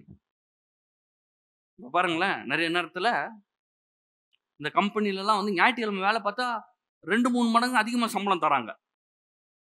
கரெக்டா? 2-3 மடங்கு அதிகமா சம்பளம் தரான். சனிக்கிழமை கொஞ்சம் தரான். அப்ப நம்மளுக்கு மைண்ட் என்ன ஓடுதுன்னா, இப்போ நான்லாம் வேலை பார்க்கும்போது, இப்போ ஒரு கம்பெனில வேலை பார்க்கும்போது என்ன பண்ணுவாங்கன்னா, சனிக்கிழமை ஆச்சுன்னா நம்ம இந்த 4 ஞாயிற்றுக்கிழமை வேலை பார்த்தோம்னா நான் சம்பளத்தையே ஓவர்டேக் பண்ணிடலாம். அதாவது ஒரு மாசம் சம்பளம் இருக்குல்ல, ஒரு 10,000 ரூபாய் சம்பளம்னு வச்சுக்கோங்களேன். இந்த ஞாயிற்றுக்கிழமை 4 ஞாயிற்றுக்கிழமை வேலை பார்த்துச்சுன்னா 10,000 ரூபாய் வந்துடும் நம்மளுக்கு. அப்ப நம்ம சம்பளம் எவ்வளவு ஆயிரும்? 20,000 ரூபாய் ஆயிரும். கால்குலேஷன் நல்லா இருக்குதுல்ல. நீ லீவ் போட்டீங்கன்னா 10,000 தான். ஆனா 4 நாள் நீங்க வேலைக்கு வந்தீங்கன்னா எவ்வளவு ஆகுது? டபுள். யோசிச்சு பாருங்க. ஆனா ஆண்டவருக்கு செலுத்த வேண்டிய கனத்தையும் நேரத்தையும் எல்லாத்தையும் விட்டுட்டு அதை போய் அது எந்த இடத்துல இருந்து திருப்பி வரும்னே தெரியல, எங்க போகும்னே தெரியாது. ஏன்னா அது தேவனுடைய வார்த்தைக்கு ஒத்ததாவே இருக்காது. ஒரு வேலை இன்னைக்கு நீங்க வந்து இப்ப பாருங்க, நீங்க எல்லாம் இங்க வந்திருக்கிறீங்க, உள்ள வேலை இல்லாமல வந்திருக்கிறீங்க. ஏகப்பட்ட வேலை இருக்குது. என் மாமாவுக்கு சித்தப்பாக்கெல்லாம் ஏதாவது ஃபங்க்ஷன் இருக்கும், அவங்க பெரியப்பா சித்தப்பா எங்க ஃபங்க்ஷன் கொடுப்பாங்க, நண்பர்களுக்கு ஏதாவது ஃப்ரெண்ட்ஸு எல்லாமே ஃபங்க்ஷன் இருக்கும், ப்ரோக்ராம் இருக்கும். எல்லாத்தையும் விட்டுட்டு இங்க வரோன்னு வந்திருக்கீங்க. நான் சொல்றேன், இது தேவனை கனப்படுத்துகிறது. நான் சொல்றேன், ஆண்டவர் உங்களை மகிமைப்படுத்துவார், உங்கள் வாழ்க்கையின் மூலமாக மகிமைப்படுவார். ஆனா இது வந்து எப்படி இருக்கணும்? கன்சிஸ்டன்டா இருக்கணும். எப்பயுமே ஆண்டவர் தான் முக்கியம் வாழ்க்கையில. நான் 10 ரூபா சம்பாதிச்சாலும் ஆண்டவருக்கு தான் முக்கியம், 10 கோடி சம்பாதிச்சாலும் ஆண்டவர் தான் ஃபர்ஸ்ட். காலையிலையும் நேத்தும் ஆண்டவர் தான் ஃபர்ஸ்ட், இன்னைக்கும் ஃபர்ஸ்ட். இனி எத்தனை வருஷம் இந்த பூமியில இருக்கணும், ஆண்டவருக்கு தான் முதலிடம். நம்மளை படைச்சவருங்க அவரு. உங்க பாஸ் யாரு? எல்லாம் கவனிக்கிறீங்களா? என்ன கவனிக்கிறீங்களா இல்லையா?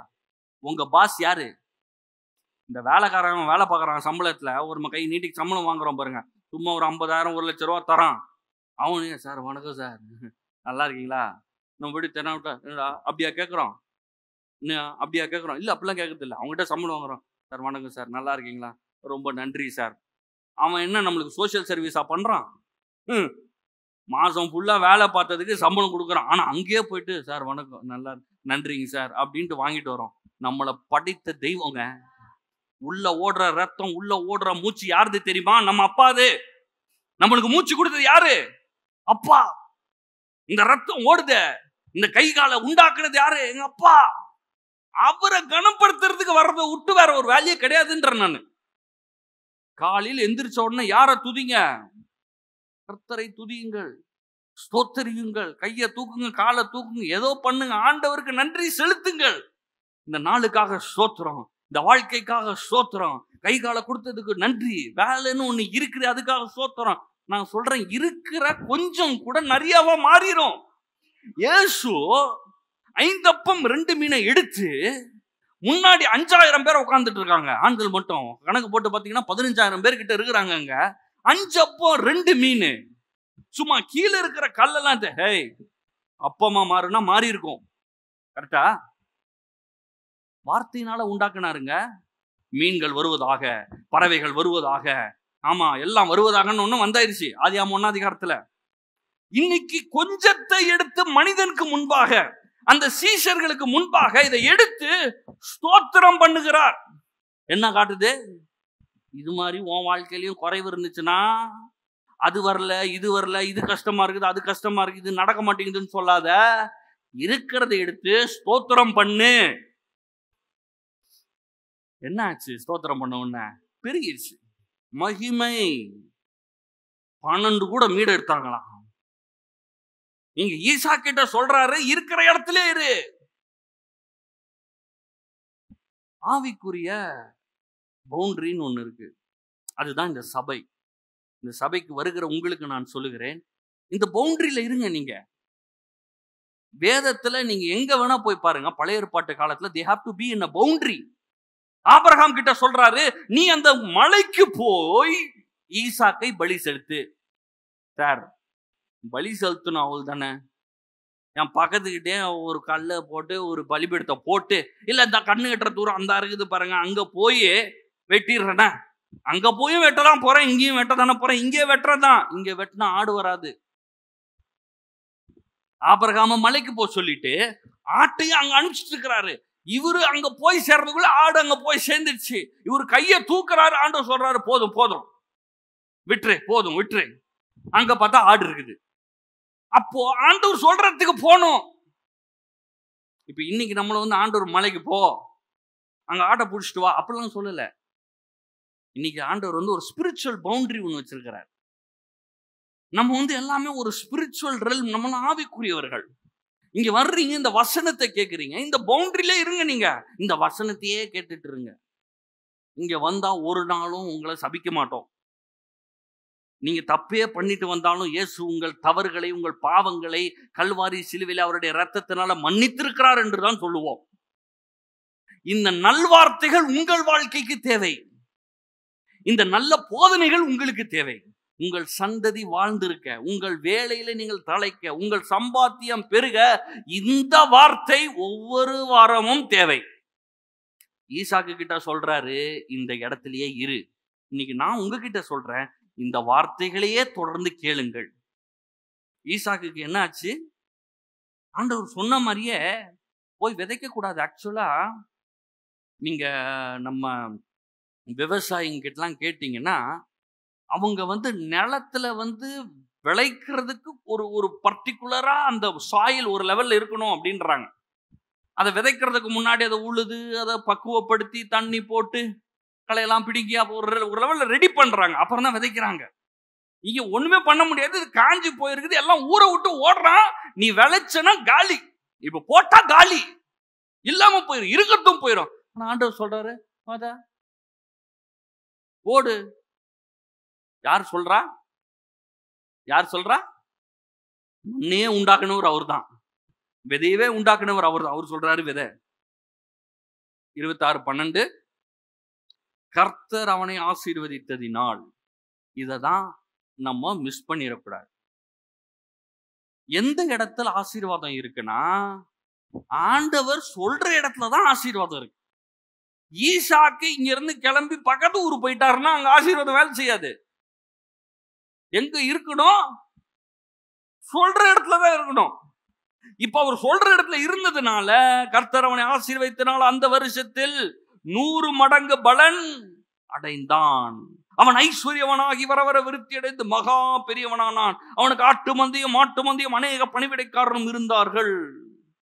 ஏற்கனவே ஆபிரகாம் ரொம்ப பெரிய ஆளு, கொஞ்சம் கூட மிஸ் ஆகல. விதைத்த விதைக்கு சரி, நம்ம 100 மடங்குன்னு சாதாரணமா வாசித்துட்டு போறோம். இந்த விவசாயிங்க கிட்ட போய் கேட்டா அவங்க என்ன சொல்றாங்கன்னா, 30 to 40% harvest is an abundant harvestன்றாங்க. அதாவது ஒரு மூட்டை நெல்லு போட்டோம்னா, உதாரணத்துக்கு சொல்றேன், ஒரு மூட்டை நெல்லு போடுறாங்கன்னா 30 மூட்டை 40 மூட்டை வந்துச்சுன்னா அமோக அறுவடை அப்படின்றாங்க. ஆனா ஆண்டவர் சொல்றாரு 30-40 இல்ல, 100 மடங்கு. எங்க கொண்டு போய் விடுறாரு பாருங்க ஆண்டவர். எத்தனை மடங்கு? எல்லாம் சொல்லுங்க, எத்தனை மடங்கு? மனுஷன் யோசிச்சா பார்க்க முடியல, எல்லாம் ஊரை விட்டு ஓடிட்டான். ஆனா இவன் ஆண்டவர் சொல்ற காரியத்தை செய்தபடினால் அங்கே இருக்கான். உபாகமம் 28:12 ஏற்ற காலத்தில் உன் தேசத்திலே மழை பெய்யவும் நீ கையிட்டு செய்யும் வேலைகளை எல்லாம் ஆசீர்வதிக்கும். கர்த்தர் உனக்கு நமது நல்ல பொக்கிஷ சாலையாக வானத்தை திறப்பார். நீ அநேக ஜாதிகளுக்கு கடன் கொடுப்பாய், நீயோ கடன் வாங்காதிருப்பாய். இதெல்லாம் ஆசீர்வாதம். ஏற்ற காலத்தில் உங்கள் வாழ்க்கையிலே மழை பெய்யும். நீங்கள் விதைத்த விதைகள் அறுவடையாக வரும். தேவன் அதன் மூலமாக மகிமைப்படுவார். இவ்வளவு பெரிய 100% ஹார்வெஸ்ட் வந்திருக்கு. இதுதான் மகிமை. எப்படி இருந்திருக்கும் பாருங்களேன். ஈசாக்கை ராஜாவாக பார்த்தார்கள் அந்த ஊர்ல. ராஜா வந்து உடன்படிக்கை பண்ணிக்கிறான். எப்பா நீ ரொம்ப பெரிய ஆளா இருக்கிற, நம்ம 2 பேரும் உடன்படிக்கை பண்ணிக்கலாம், ஏன்னா நீ தான் ரொம்ப பெரிய ஆள் மாதிரி இருக்கிற அப்படின்றான். ஏன்? எப்படி இது வேலை செஞ்சு? ஆசீர்வாதம் வேலை செய்தது. அந்த ஆசீர்வாதம் வேலை செய்ததுன்னா, be in the right spot, சரியான இடத்துல இருங்க. இந்த சரியான இடத்துல இருக்கிறதுக்கு தான் ஒவ்வொரு வாரமும் இந்த ஆலயத்திற்கு நீங்கள் வர வேண்டும். இது நீங்கள் எடுக்க வேண்டிய முடிவு. எத்தனை பேர் சொல்லுங்க எடுக்கலான்னு? நல்ல முடிவுங்க, கெட்டது சொல்லல, நான் நல்லது சொல்றேன். நான் இந்த வேதத்திலிருந்து சொல்றேன். ஆண்டவர் சொல்றாரு, என்னை கனம் பண்ணுகிறவனை நான் கனப்படுத்துவேன். ஒவ்வொரு நாளும் இதை நீங்கள் செய்யுங்கள். இது ஒருவேளை நீங்க இவ்வளவு நாள் நான் ஜெபம் பண்ணலங்க, காலையில எந்திரிக்கலங்க, ஐயோ கஷ்டமா இருக்கு அப்படிலாம் கஷ்டப்படாதீங்க. இன்னையில இருந்து ஆரம்பிங்க. நாளைக்கு காலையில எந்திரிச்சு வேலைக்கு போறதுக்கு முன்னாடி அந்த வேதத்தை எடுத்து வாசிங்க. வாசிச்சு வசனத்தை வாசிச்சுட்டு ஒரு பாட்டை பாடுங்க, ஆண்டவரை துதிங்க, அப்புறம் ஜெபம் பண்ணுங்க. இந்த வேலைக்கு நன்றின்னு சொல்லுங்க, இந்த வேலையில என்னை உயர்த்துன்னு சொல்லுங்க, ஆண்டவர் உம்முடைய ஞானம் எனக்கு வரட்டும் சொல்லுங்க. ஆண்டவர் அன்னைக்கு தானியேல பல பிரதம மந்திரிகளுக்கு முன்பாக ஞானமானா நிப்பாட்டினது போல இந்த வேலை ஸ்தலத்துல ஞானமானா நிப்பாட்டுங்க. ஆண்டவரே, யோசேப்பு அன்னைக்கு உயர்த்தி வச்சீங்களே, பார்வோனுக்கு மேல உயர்த்தி வச்சீங்களே, அது மாதிரி என்ன இந்த வேலை ஸ்தலத்துல உயர்த்தி வைங்க சொல்லுங்க. ஜெபம் பண்ணுங்க, நீங்க ஜெபம் பண்ணுங்க, நீங்க ஆண்டவரை நம்புங்க, நீங்க ஆண்டவரை கனப்படுத்துங்க, உங்க நேரத்துல கனப்படுத்துங்க. போற வழியில பேசிட்டு போங்க, எதெல்லாமோ பேசாதீங்க. நீங்கள் உங்கள் வாழ்க்கையில மகிமையுள்ள வாழ்க்கையை வாழ்வதற்கு தேவனை கனம் பண்ணுங்கள். எத்தனை பேர் சொல்றீங்க பண்ணலாம்? ஆண்டவர் சொல்றாரு, நீ என்ன கனம் பண்ணிட்டனா நான் உன்னை மகிமைப்படுத்துவேன். இதுல என்ன நம்மளுக்கு பிரச்சனை? ஆண்டவர் சொல்றாரு, நீ என்ன கனம் பண்ணிட்டனா நான் உன்னை மகிமைப்படுத்துவேன்றாரு. நீ என்ன கனப்படுத்தி எனக்கு நேரத்தை செலவு செஞ்சு வேதத்தை வாசி வசனத்தை வாசி என்ன நம்பி நீ விசுவாசம் உனக்கு நான் காசு தரேன்றாரு. இந்த காசையும் தந்ததுக்கு அப்புறம் யார் செலவு பண்ண போறோம்? நம்ம தான் செலவு பண்ண போறோம். மகிமையா ஆண்டவருக்கு தர்றோம். எல்லா துதி கனம் மகிமையும் ஆண்டவரே உமக்கே. இந்த ஐஸ்வர்யத்தை சம்பாதிக்க, இந்த சம்பளத்தை வாங்க நீர் உதவி செய்தீரே, நன்றி. இது சொல்றதுல என்ன கஷ்டம்? பணத்தை அவர் தர்றாராம், சொல்றது நம்ம சொல்லணுமா? தாவீது அப்படிதான் சொன்னாரு. டன்னு டன்னா குமிச்சு வச்சிருக்குது, நகை வெள்ளி பொண்ணு எல்லாம் டன்னு, அப்படியே டன்னு டன்னா. அவர் சொல்றாரு, இதை எல்லாவற்றையும் உம்முடைய கரத்திலிருந்து பெற்றுக்கொண்டோம், உமக்கே இதை தருகிறோம், ராஜ்யமும் மகிமையும் கனமும் உமக்கே உண்டாவதாக. ஆண்டவர் பார்த்தாரு, எப்பா பெரிய ஆளா இருப்பான் போல இருக்குதே, உன் பையனையும் கூட கூடாதுன்னு பையனை பிடிச்சிட்டார். பலி செலுத்துறாங்க. ஆண்டவர் எங்கேயுமே வேதத்துல நீ 1000 ஆடை வெட்டணும்னு சொல்லவே இல்லை. சொன்னாரா எங்கேயாவது? சொல்லவே இல்லை. 1000 ஆடை பலி செலுத்தணும். நான் போன முறை எடுத்து கால்குலேஷன் போட்டு எத்தனை லட்சம் செலவாகும் தெரியுமா? ஆடுக்கும் மாட்டுக்கு மட்டும் ₹1,00,000 செலவு செய்யணும். அந்த 1000 ஆடு மாட்டெல்லாம் கொண்டு வந்து நிப்பாட்டுறதுக்கு ஒரு இடம் வேணும். அதுக்கு ஒரு ஆசாரியனை போட்டு அதை ஃபுல்லா பலி செலுத்தணும். ரத்த ஆறாக ஓடும். சொல்லவே இல்லைங்க. ஆண்டவர் கேட்கல. ஆனா இவன் பலி செலுத்துறான். கையில வலிச்சிருக்கும், கை வலிச்சிருக்கும். ஆனா பலி செலுத்துறான். என்ன சொல்றான்? 1000 இல்லைங்க, 10,000 பலி கூட நான் செலுத்துவேன். ஏன்னா நாங்கள் ஆண்டவருக்கு துதியும் கனத்தையும் மகிமையும் செலுத்துகிறோம். அங்கதான் ஆண்டவர் இறங்கி வர்றாரு. அங்கதான் மகிமை வருது. புரியுதுங்களா? நான் இப்ப பேசுறது என்னன்னா, நீங்கள் எப்படி மகிமைப்படுத்தப்பட போகிறீர்கள், உங்கள் வாழ்க்கையில் எப்படி செல்வமாய் இருக்க போகிறீர்கள், கனப்படுத்தி உயர்த்தப்பட்டு இந்த பூமியில மத்தவங்க பார்க்கும் போது பிரம்மாண்டமான வாழ்க்கை எப்படி வாழ போறீங்கன்னா, தேவனை கனம் பண்ணுங்கள். நீங்க தேவனையே கனம் பண்ணலன்னா என்ன பெருசா நம்ம வாழ்ந்துட போறோம்? யோசிச்சு பாருங்க. நம்மளை படைச்சது அவரு தான், உண்டாக்குனது அவரு தான். ஒன்றும் இல்லை, நம்ம கீழே ஒருத்தன் வேலை பார்க்குறான்னு வச்சுக்கோங்களேன். சும்மா ஒரு உதாரணத்துக்கு சொல்றேன். நீங்க ஒருத்தனை வேலைக்கு வச்சிருக்கீங்க, அவனுக்கு சம்பளத்தை கொடுத்து வச்சிருக்கிறீங்க, அவனை நீங்க தான் வேலைக்கு எடுத்து வச்சிருக்கீங்க.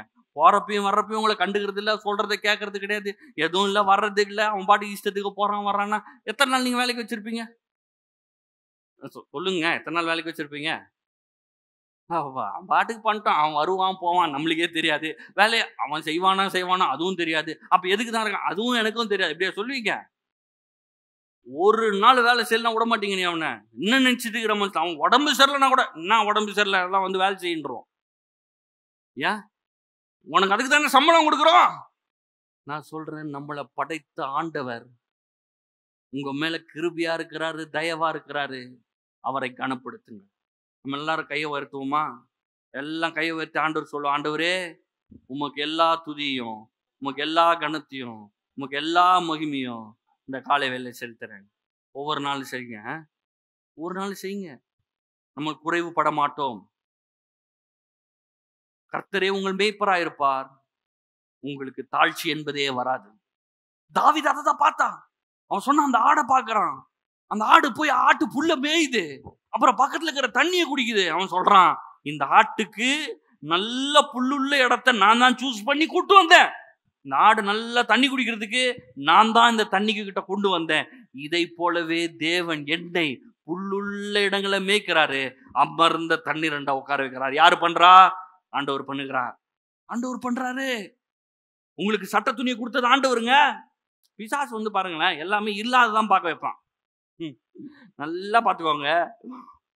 இப்போ நீங்க வந்து ஒரு கருப்பு கலர் சட்டை போட்டிருப்பீங்க, அவன் சொல்லுவான், அங்க பாரு அந்த சிவப்பு சட்டை நல்லா அழகா இருக்குது, உங்ககிட்ட இருக்குது. அது இல்ல,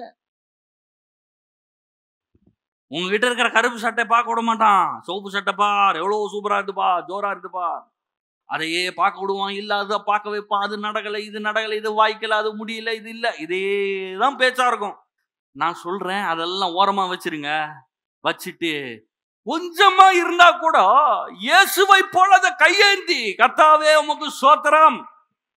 5000 பேர் 15000 பேர் எங்க இருக்கிறாங்க? 5 அப்பம் எங்க இருக்குது? 5 அப்பம் இவ்வளவு பெரிய அண்டா சைஸ் அப்பம் இல்லைங்க, சின்ன பையன் ஸ்நாக்ஸ் பாக்ஸ்.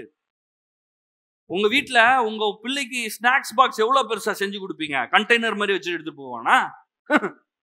எவ்வளவு பெரிய அப்பம் கொடுத்துருங்க. சும்மா 4 பிஸ்கட் மாதிரி நான் பிஸ்கட்டை டப்பால போட்டு அவங்க அம்மா கொடுத்து விட்டுருக்காங்க. ஸ்நாக்ஸ் டப்பால இத்தனோண்டு தான், இத்தனோண்டு 5 இருக்குது. அவனுக்கே அது பத்தாது. அவன் பாவம் இயேசு பிரசங்கத்துல அவன் சாப்பிடாம உட்காந்துருக்கிறான் போல. இல்லப்பா சாப்பிட்டு வச்சானான்னு தெரியல, பத்தவே சார். அவன் சொல்றான், இந்தாங்க சார் தான் வேணுமா? இயேசு பிரசங்கம் பண்ண பார்த்து இவன் வாங்கிட்டான். அப்படியே எனக்கு தெரிஞ்சு கொடுங்கள் உங்களுக்கு கொடுக்கப்படும் இயேசு சொல்லியிருப்பாருன்னு நினைக்கிறேன். நான் நினைச்சிருப்பான், இந்த 5 அப்பம் 2 மீன் நம்மளுக்கு பத்தாது, நம்மளுக்கு அட்லீஸ்ட் 10 பிஸ்கட்டாவது வேணும், அதனால இயேசு கையில கொடுப்போன்னு கொண்டு வந்து கொடுத்துருக்கான். ஆண்டவர் என்ன பண்ணார் தெரியுமா? 12 கூட கொடுத்தாரு அவனுக்கு. 12 கூட எங்க போச்சு? பைபிள்ல இல்ல. ஆனா நான் சொல்றேன் கேளுங்க, 12 சீசர்கள் இருந்தாங்கல்ல, அவங்க தலை மேல ஏத்தி விட்டு போய் வீட்டுல டெலிவரி, அப்பயே ஹோம் டெலிவரி எல்லாம் பண்ணிட்டார். 5 அப்பம் 2 மீன் கொடுத்தவனுக்கு எதுவுமே இல்லாம வெறும் கையா அனுப்பிச்சிருப்பாருன்னு நினைக்கிறீங்களா நீங்க? எங்க அப்பா நிரம்பி வழி ஆடம்பரமா வீட்டுல போய் நின்றுப்பான், கூட வந்து நிரம்பி இருக்கும். 12 கூட என்னப்பா 5 அப்பம் 2 மீன் பார், 12 கூட வந்திருக்குது. ஆண்டவரை கனம் பண்ணுகிற ஒருவரும் வெட்கப்பட்டு போவதில்லை. இங்க ஈசாக்கு சொன்ன இடத்தில் இருந்தான். நான் சொல்றேன், இந்த இடத்துல இருங்க, இங்க வந்து வசனத்தை கேளுங்க, திரும்ப திரும்ப வந்து கேளுங்க. அடுத்த வாரம் வாங்க, அதுக்கு அடுத்த வாரம் வாங்க, திரும்ப திரும்ப வாங்க, வசனத்தை கேளுங்க. வீட்டுக்கு போங்க, அந்த வசனத்தை பாருங்க, அந்த வசனத்தை தியானம் செய்யுங்க, அதை ஜெபம் பண்ணுங்க, அதை அறிக்கை செய்யுங்க, அதை விசுவாசிங்க, அதை நன்றி செலுத்துங்க. இதேதான் வாழ்க்கையின் முதன்மையாக வைத்திருங்கள். ஐயா நீங்க வேலைக்கு போனோம், வேலைக்கு போனா சம்பளம் வரும், ஆனா நான் அதுக்கு மேல ஒண்ணு சொல்லிட்டு இருக்கேன், அந்த வேலையை ஆசீர்வதிக்கிறதை பற்றி பேசிக் கொண்டிருக்கிறேன். உங்க வேலை நல்லதுங்க, 8 மணி வேலைக்கு 7:50 போயிருங்க. சில கிறிஸ்தவங்க தான் லேட்டா போவாங்க. ஸ்தோத்திரம் கர்த்தாவே. வரவில்லை, ஒரு சாட்சி சொன்னேன். 8 மணி வேலைக்கு போயிடணும், சாட்சிலாம் அப்புறமா, வேலை பார்க்காத நேரத்துல. ஆனா அந்த வேலைக்கு முன்னால இந்த வேலையை ஆசீர்வதிக்கிற தெய்வத்தை எண்ணி பாருங்க. இந்த வேலையை கொடுத்த, இந்த வேலையை ஆசீர்வதித்த இந்த ஈசாக்கு ஒண்ணு இல்லாத இடத்துல, காஞ்சி போன இடத்துல விதை விதைக்க போது அதை ஆசீர்வதிச்சார்ல, அந்த மாதிரி உங்க வேலையை தேவன் ஆசீர்வதிப்பார். ஆசீர்வதித்து அந்த கொஞ்சம் சம்பளத்தை பெருக பண்ணுவார், நஷ்டம் வராமல் பாதுகாப்பார். அதனாலதான் சொல்றாரு, மல்கியால சொல்றாரு, நீ வந்து இந்த தசம பாகத்தை செலுத்தி இந்த காணிக்கைகளை ஆண்டவருடைய ஆலயத்துக்கு செலுத்தினா உன் வீடு பாதுகாக்கப்பட்டிருக்கும், உன் வீட்டில் இருக்கிற பொருட்கள் பாதுகாக்கப்பட்டிருக்கிறோம், தேவையில்லாத செலவுகள் இருந்து பாதுகாக்கப்பட்டிருக்கிறோம். இஸ்ரவேல் மக்களுக்கு இது கட்டளையாக கொடுக்கப்பட்டது. இது வந்தது இஸ்ரவேல் காலத்துல வரல, ஆதாம் காலத்துல இருந்து இருக்குது ஆண்டவருக்கு கொடுக்கிறது. காயின் ஆபேல் ஆண்டவருக்கு கொடுத்தார்கள். ஆனா இஸ்ரவேல் மக்களுக்கு இது கட்டளையாக கொடுக்கப்பட்டது. எது கட்டளை? கொடுக்கிறது என்பது. ஏன்னா கொடுக்கிறதின் மூலமா தான் என்ன ஆகுது? கனப்படுத்துகிறதே தெரியுது. நம்ம எல்லாரும் ஆண்டவரை கனப்படுத்த வேண்டும். எல்லா விளைவின் முதற் பலனும் ஆண்டவருக்கு சொந்தம். நம் முதன்மையாக ஆண்டவர் ஃபர்ஸ்ட், காலையில் எந்திரிச்ச உடனே முதன்மை இயேசுவுக்கு, காசுல இயேசுவுக்கு, சிந்தனையில இயேசுவுக்கு, நாளில இயேசுவுக்கு, என் வாழ்க்கையின் எல்லாவற்றிலும் முதன்மை இயேசுவுக்கு. இது நீங்கள் எடுக்க வேண்டிய தீர்மானம். நீங்கள் நன்றாக இருப்பதற்கு, இந்த பூமியில நீங்களும் உங்கள் பிள்ளைகளும் உங்கள் சந்ததியும் நன்றாக இருப்பதற்கு நீங்கள் எடுக்க வேண்டிய தீர்மானம். எடுக்கிறீங்களா? நீங்க எடுக்கணும். 10 வருஷத்துக்கு அப்புறம் நீங்க எப்படி இருப்பீங்கன்றதை இன்னைக்கு தீர்மானம் செஞ்சிடலாம். 20 வருஷம் கழிச்சு உங்க பேரப்புள்ள எப்படி இருப்பான் அதையும் இப்ப தீர்மானிச்சிடலாம். பூமியிலே நீதிமானுடைய சந்ததி பலத்திருக்கும், அவன் வம்சம் ஆசீர்வதிக்கப்படும். யாரு? கர்த்தருக்கு பயப்படுகிறவன். அதை போட்டிருக்கு பாருங்க. சங்கீதம் 112 எடுப்போம் பாருங்க. சங்கீதம் 112 போட்டிருக்கு. என்ன போட்டிருக்கு? கர்த்தருக்கு பயந்து. அல்லேலூயா. எதுக்கு அல்லேலூயா?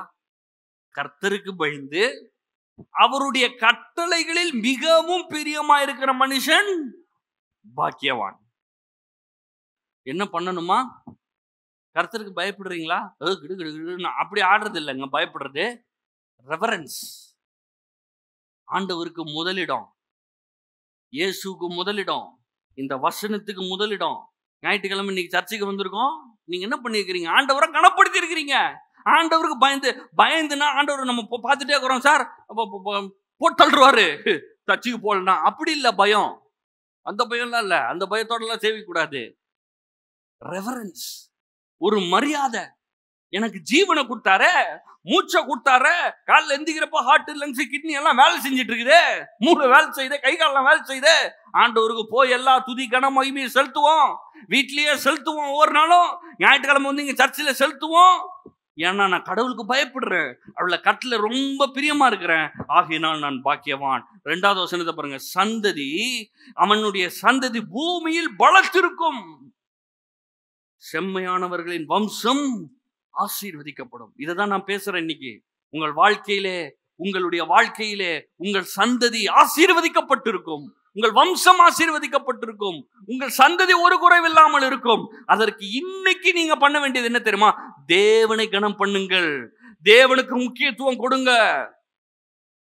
அப்புறம் போட்டிருக்கு, ஆஸ்தியும் ஐஸ்வர்யமும் அவன் வீட்டில் இருக்கும், அவனுடைய நீதி என்றென்றைக்கும் நிற்கும்.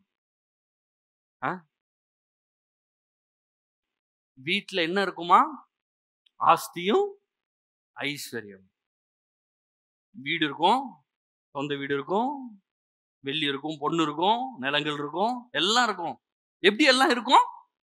மேல ஃபர்ஸ்ட் வசனத்துக்கு கர்த்தருக்கு பயந்து அவருடைய கட்டளைகளில் மிகவும் பிரியமா இருக்கிற மனுஷன். நீங்க பிரியமா இருக்கீங்களா? தினமும் பிரியமா இருங்க ஆண்டவரோட. தினமும் இந்த வேதத்தை எடுத்து வாசிங்க, தினமும் ஜபம் பண்ணுங்க, ஞாயிற்றுக்கிழமை மிஸ் பண்ணிடாதீங்க. ஆண்டவர் உங்களுக்கு முக்கியத்துவப்படுத்துங்க, ஆராதிங்க, அவருக்கு பாட்டு பாடுங்க. முன்னாடியே வந்துருங்க, நல்லா பாட்டு பாடுங்க, கையை தூக்கி பாட்டு பாடுங்க, கையை தட்டி பாடுங்க, சத்தமா பாடுங்க, வந்து வசனத்தை கேளுங்க. இவருக்கு முக்கியத்துவத்தை செலுத்தி எல்லாவற்றிலும் முதன்மையை செலுத்தி விட்டீர்கள் என்றால் உங்கள் சந்ததி பலத்திருக்கும், உங்கள் வம்சம் ஆசீர்வதிக்கப்படும், ஆஸ்தியும் ஐஸ்வர்யமும் உங்கள் வீட்டில் இருக்கும். எத்தனை பேர் சொல்றீங்க நல்லா இருக்குன்னு? கண்டிப்பா நல்லா இருக்கு. அதாவது சும்மா ஒரு 1000 ரூபா 2000 ரூபாய்க்கு இந்த பொருள் வாங்கினீங்கனாலே கேரண்டி தரான், வாரண்டி கார்டு தரான். தரானா இல்லையா? சும்மா டப்பாங்க, சும்மா டப்பா. என்ன டப்பா? இந்த டிஃபன் பாக்ஸ் தான். அந்த டிஃபன் பாக்ஸுக்கு வாரண்டி இருக்குதாமா. என்ன சொல்றான்? சார் இது சும்மாலாம் அமுக்கிட்டீங்கன்னா உடையாது, கீழே போட்டீங்கன்னா உடையாது, 2 வருஷம் கேரண்டி, அந்த அங்க வாரண்டி கார்டு. இந்த மனுஷன் செய்யற டப்பாக்கே கேரண்டி வாரண்டிலாம் கொடுக்குறான்னா, நம்ம ஆண்டவரு, நம்ம அவரை தேடுறோம், அவர் கனப்படுத்துறேன்னு சொல்றாரு, கேரண்டி இல்லாமலா இருக்கும்? சொல்லுங்க. சும்மா 1000 ரூபாய்க்கு டப்பாக்கே கேரண்டி தரான். நம்ம ஆண்டவருக்கு என் வாழ்க்கையவே கொடுத்து, என் வாழ்க்கையின் முதன்மையை கொடுத்து, நேரத்தை கொடுத்து நான் செய்யறேன், என்னை சும்மா விட்டுருவாரா? நான் சொல்றேன், உங்களுக்கு சும்மா விடமாட்டார். இன்னைக்கு கஷ்டமா இருந்தா கூட அதையெல்லாம் மாற பண்ணுவார்.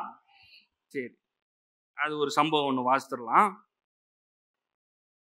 1 சாமுவேல் 30ஆம் அதிகாரம் 1. தாவீதும் அவன் மனுஷரும் 3ஆம் நாளிலே சிக்லாக்கு வந்து சேர்றதுக்கு முள்ளே அமலேக்கியர் தென்புறத்து சிமையின் மேலும் சிக்லாக்கின் மேலும் விழுந்து சிக்லாக்கை கொள்ளையடித்து அதை அக்னியினால் சுட்டெரித்து அதிலிருந்து ஸ்திரீகளாகிய சிறியவர்களையும் பெரியவர்களையும் சிறைப்பிடித்து ஒருவரையும் கொன்று போடாமல் அவர்களை பிடித்து கொண்டு தங்கள் வழியே போய்விட்டார்கள். தாவீதும் அவன் மனுஷரும் அந்த பட்டணத்துக்கு வந்தபோது இதோ அது அக்கினியினால் சுட்டெரிக்கப்பட்டது என்றும் தங்கள் மனைவிக்கும் தங்கள் குமாரரும் குமாரத்திகளும் சிறைப்பிடித்துக் கொண்டு போகப்பட்டார் என்றும் கண்டார்கள். ரொம்ப மோசமான சிச்சுவேஷன். அதாவது இவன் போயிட்டு ஒரு தாவீது வந்து அங்கங்க போய் யுத்தம்லாம் போடுவாரு, சண்டை போடுவாரு. இவன் கூட வேற ஒரு 800 பேர் இருக்கிறாங்க. பல நூற்றுக்கணக்கான பேர் இவங்க கூட இருக்கிறாங்க. இவனுக்கு கூட மனைவிகள் பிள்ளைகள்லாம் இருக்கிறாங்க தாவீதோட. தாவீது ராஜாவாகிறதுக்கு முன்னாடி சவுலுக்கு பயந்து போய் உட்காந்துட்டு இருக்கிறாரு. இப்போ அப்பயுமே வந்து இங்க போயிட்டு சண்டை போடுறது யுத்தம்லாம் இருக்குது. இப்போ உள்ள மனைவிகள் பிள்ளைகள் எல்லாத்தையும் ஒரு இடத்துல விட்டுட்டு இவங்க வந்து இன்னொரு ஊர்ல போய் சண்டை போட போயிட்டாங்க. 3 நாள் கழிச்சு சிக்லாக்கு வராங்க. இங்க வர்றதுக்குள்ள அமலேக்கியர் வந்து என்ன பண்ணிருக்கிறான், இவங்க கிட்ட இருக்கிற எல்லாத்தையும் ஆடு மாடு இவனெல்லாம் வச்சிருக்கானுங்களே இதெல்லாத்தையும் புடிச்சிட்டு, ஆனா நல்ல வேலை கொல்லல, என்ன பண்ணிக்கிறான், தூக்கிட்டு போய் இவன் எல்லாத்தையும் எடுத்துட்டு போயிட்டான். மனைவிகளை புடிச்சிட்டு போயிட்டான், பிள்ளைய புடிச்சிட்டு போயிட்டான், எல்லாத்தையும் புடிச்சிட்டு போயிட்டான். இப்போ 4வது வசனத்துல பாத்தீங்கன்னா, தாவீது மனோர்ந்த ஜனங்களும் அழுகிறதற்கு தங்கள் பலன் இல்லாமல் போக மட்டும் சத்தமிட்டால்தான். இப்ப அழுறது கூட பெல் இல்லை, ஏன்னா ரொம்ப டயர்டா இருக்கு. நாங்க யுத்தம் பண்ணிட்டு வந்துருக்கிறோம், இங்க வீட்டுக்கு வந்தா பிள்ளையே காணும், மனைவியை காணும், பொருளை காணும், ஒண்ணு காணும், எல்லாத்தையும் எரிச்சு சாம்பலாக்கிட்டு போயிட்டானுங்க. எவ்வளோ பெரிய கஷ்டம். இந்த கஷ்டத்துக்கு நடுவுல இப்ப 5வது வசனத்திலே புடிச்சிட்டு போயிட்டாங்கன்னு இருக்கு. இப்ப 6வது வசனத்துல பாத்தீங்கன்னா தாவீது மிகவும் நெருக்கப்பட்டான். இப்ப தாவீது தான் வந்து இந்த இவனுங்களுக்கு எல்லாம் தளபதி மாதிரி, ஒரு ராஜா மாதிரி, குட்டி ராஜா மாதிரி இந்த 700-800 பேருக்கு. இப்ப இவனுடைய மனைவியை காணும், இவன் மனைவியும் காணும் தான். தாவீது மனைவியும் காணும், தாவீது பிள்ளையும் காணும், அங்க கூட இருக்க அவன் பிள்ளையும் அவன் மனைவியும் காணும். ஆனா என்ன பண்றாங்க பாருங்களேன், தங்கள் குமாரரும் குமாரத்தின் மனக்கலசமானதினால் அவனை கல்லெறிய வேண்டும் என்று சொல்லிக் கொண்டார்கள். யாரை கல்லெறியணுமா? மனைவி போயிடுச்சு, புள்ள போயிடுச்சு, ஆடு மாடு போயிடுச்சு, எல்லாம் போயிடுச்சு, சாம்பலா போயிடுச்சு. இப்ப கூட இருக்கிறவனுக்கு தானே சரி எஜமானே, இவ்வளவு நாள் இவன் தானே வச்சு கூட வச்சு சோறு போட்டிருக்கான், தாவீது தான் பாதுகாத்து, இவனுக்கு யாருன்னா கடன் பட்டவன், மோசமானவன், திருடினவன், ஏமாத்தினவன், அவன் தான் இவன்லாம். அவங்களுக்கு இவன் தலைவன் தாவீது, ஏன்னா அடைக்கலம் பண்ணி இவன் வச்சிருக்கிறான்.